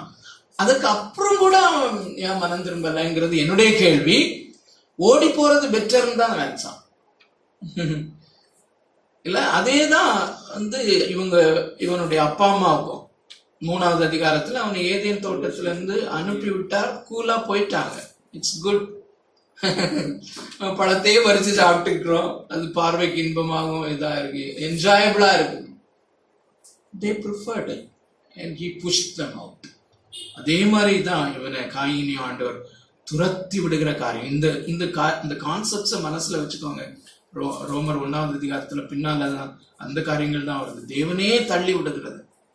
அண்ட் முதல் முறையா இவன் 17வது வசனத்துல ஒரு பட்டணத்தை கட்டி, பில்டிங் கன்ஸ்ட்ரக்ஷன் இங்கதான் முதல் முறையா வருது. அதுவரையிலும் மக்கள் கூடாரத்திலே வாழ்ந்து கொண்டிருந்தார்கள். அண்ட் ஒரு பரிசுத்தவான் ஒரு புஸ்தகத்துல எழுதுனதை வாசித்தேன். God's intention was originally for the people to live in tents. கூடாரங்களிலே குடியிருக்கும்படியா. கட்டிடங்களை கட்டுகிற காரியம் எதன் அடிப்படையிலே வந்தது என்றால் to have security apart from God. So இவனுக்கு செக்யூரிட்டி இல்ல. நீர் என்னை துரத்தி விடுவீரானால் எனக்கு என்ன செக்யூரிட்டி இருக்குது? போய் நான் ஒரு கூடாரங்களே அல்ல, பட்டணத்தையே நான் கட்டுவேன். I will have my own security. I don't need God as my security. அது ஒரு பியூட்டிஃபுல் ட்ரூத் ஆக்சுவலி. ஓகே, நீங்க தொடர்ந்து மீதியுள்ள வசனங்களை நீங்க வீட்டுல போய் வாசித்தீங்கன்னா அந்த ஓசியா 4:1-6, 1:6, ஆமோஸ் 8:6 அந்த வசனங்கள் வந்து இதே காரியத்தை சொல்றாரு. இந்த குறிப்பா ஆமோஸ்ல வந்து 6வது வசனத்துல அந்த சத்தியத்தை அல்லது தேவனுடைய வார்த்தையை அவர்கள் வெறுத்தார்கள் அப்படிங்கிற காரியம் வருது. அப்படி வெறுக்கிறதுனால நானும் உன்னுடைய பிள்ளைகளை வெறுப்பேன் அப்படின்னு சொல்றாரு. சோ அவர்களுக்குள்ளே இருந்தது சத்தியத்தை அறிகிற அறிவு இல்லாமல் அல்ல, அறிந்திருந்தார்கள், ஆனால் அதை வெறுத்தார்கள், அதை நேசிக்கவில்லை, வேதத்தை மறந்தார்கள், சத்தியத்தை இக்னோர் பண்ணினார்கள். ஆகையினாலே 11வது வசனத்தை பார்த்தீங்கன்னா, ஆகையினாலே வசனம் கேட்கக்கூடாத பஞ்சத்தை நான் அனுப்புவேன் சொல்லி. பைபிள் ஸ்டடிக்கு வர்றதுக்கு உனக்கு உண்மையிலே டிசையர் இல்லையா? நானே பைபிள் ஸ்டடீஸே இல்லாம அந்த கல்ச்சரே இல்லை. ஐ திங்க் ஒரு நாங்களாம் வளர்ந்த காலத்துல எல்லா சபைகளிலுமே புதன்கிழமை யூனிஃபார்மா புதன்கிழமை பைபிள் ஸ்டடி, சனிக்கிழமை காத்திருப்பு கூட்டம் அப்படின்னு ஒரு ஃபார்முலா வச்சிருப்பாங்க. அந்த ஃபார்முலாவே இல்லாம போயிடுச்சு. Totally erased.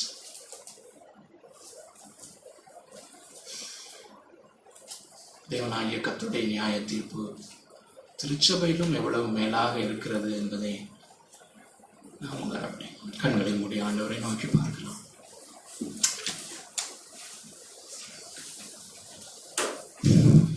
இந்த சத்தியத்தை நேசிக்கிற இருதயத்தை இயேசுவை நமக்குள்ள இன்னும் அதிகமாய் தரட்டும் சொல்லி ஜெபிப்போமா? யாராவது ஏவப்படுகிற ஒருத்தர் ஜெபிக்கலாம், ஜெபத்தை நடத்தலாம். எல்லாரும் ஜெபிக்கலாம்.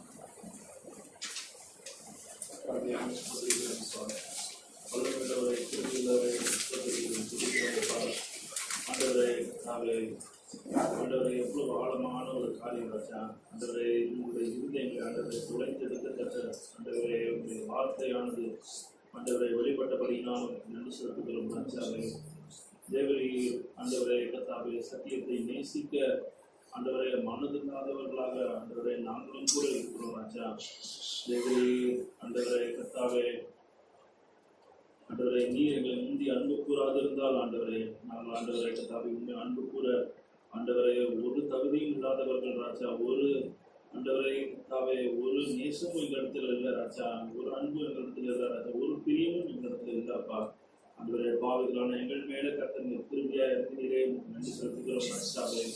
ஆண்டவரே, எங்களுக்கு நீர் இறக்கம் வைத்தீரே, உமக்கு ஸ்தோத்திரம் ராஜாவே. உண்மை நேசிக்கத்தக்க அன்பை நீர் எங்களுடைய இருதயங்களை நீர் வைத்தபடியினாலும் நன்றி செலுத்துகிறோம் ராஜாவே. ஆண்டவரே, அது எங்களால் உண்டானது அல்ல ராஜா. ஆண்டவரே, அது உம்மாலே உண்டானது ராஜா. ஆண்டவரே, அப்படி இருந்தும் ராஜா ஆண்டவரே பல நேரங்கள் ராஜா மனுஷரால் வரக்கூடிய மகிமை ஆண்டவரே தேடுகிற ஆண்டவரே இந்த பொல்லாப்பான இருதயம் எங்களுக்குள்ளாரே இருக்கிறது ராஜா.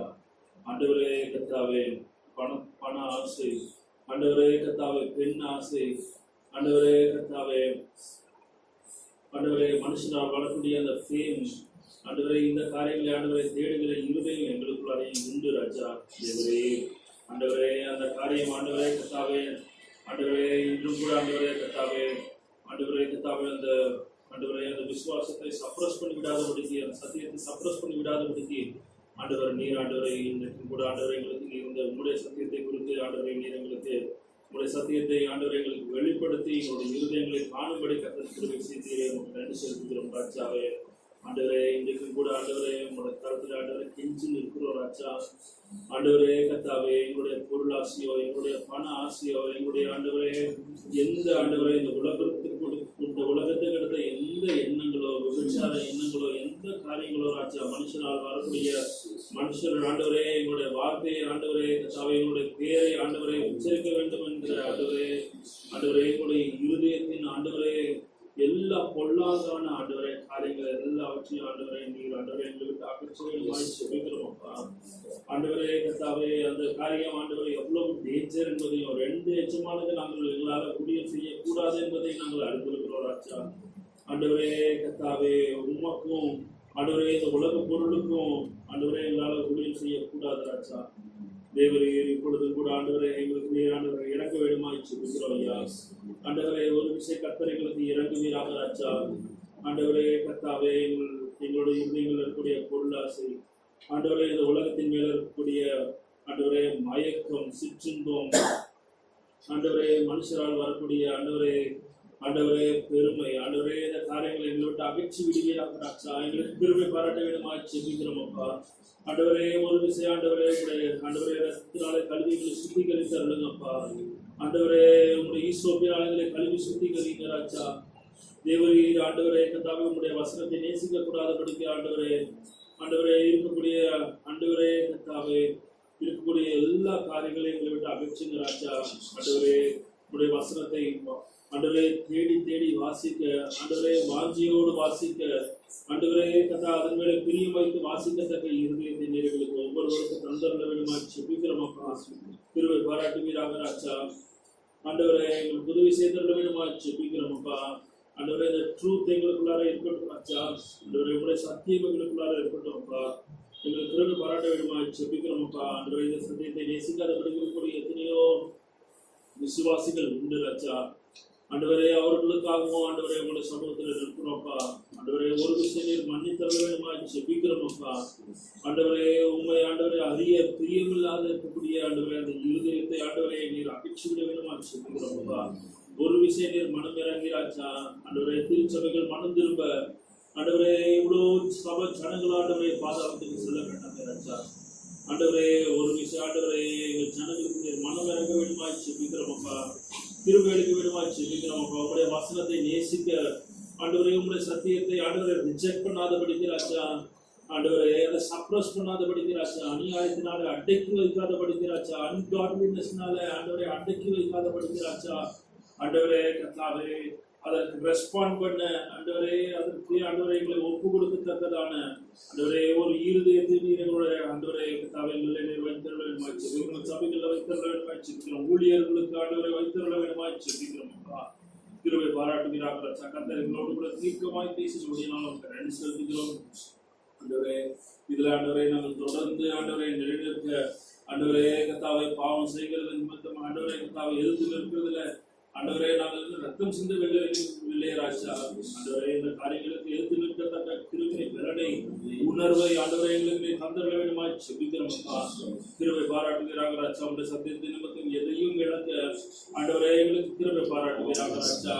ஆண்டவரே எங்களோட சுய பெருமைகள் எல்லாவற்றையும் இழக்க பணத்தை பொருளை ஆண்டவரே எங்களுடைய ஆசை இச்சைகள் எல்லாவற்றையும் இழந்து ஆண்டவரே கர்த்தாவே உண்மை மாத்திரம் நோக்கி ஆண்டவரே ஓடி வர கர்த்தாவைகளுக்கு பாராட்டு வேணுமா செபிக்கிறோமப்பா. ஆண்டவரே ஒரு விஷயம் ஒப்புவிக்கப்பட்ட விசுவாசத்துக்காக போராட கர்த்தாவைகளுக்கு திருவை பாராட்டுகிறாங்க ராஜா. எங்களை பலப்படுத்துங்க ராஜா. உணர்வு உள்ளவர்களாக்குங்க ராஜா. ஆண்டவரை எங்களை தூங்க விடாதரும் அப்பா. ஆண்டவரே எங்களை அமைதிப்படுத்தாதரும் அப்பா. ஆண்டவரை வேறொரு காரியங்களை அமைதிப்படுத்தாதிருக்கணும் ராஜா. வேறொரு காரியங்களை நாங்கள் ஆண்டவரை திருப்தி அடைய வேண்டும் ராஜா. தேவரே எங்களுக்கு இறக்கும் பாராட்ட வேண்டுமா செபிக்கிறோம்.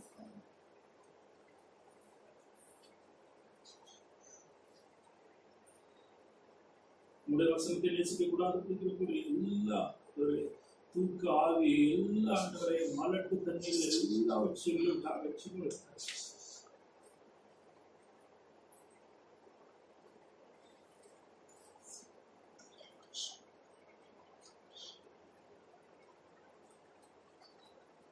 சாப்பிட்டு சொல்ல வேண்டாம் ராஜா. Let us not give any reasons for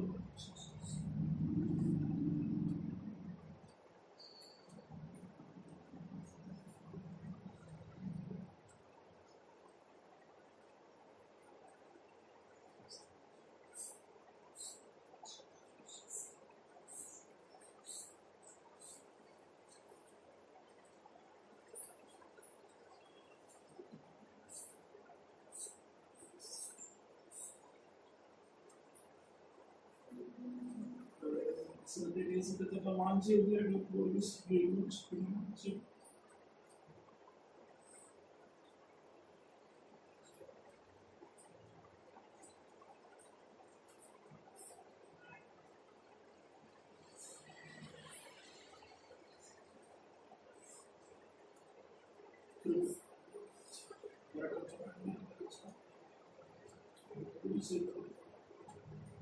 Ada macam mana kita bilang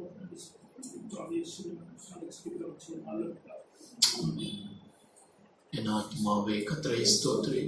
என் முழு உள்ளமே அவருடைய பரிசுத்த நாமத்தை ஸ்தோத்திரி.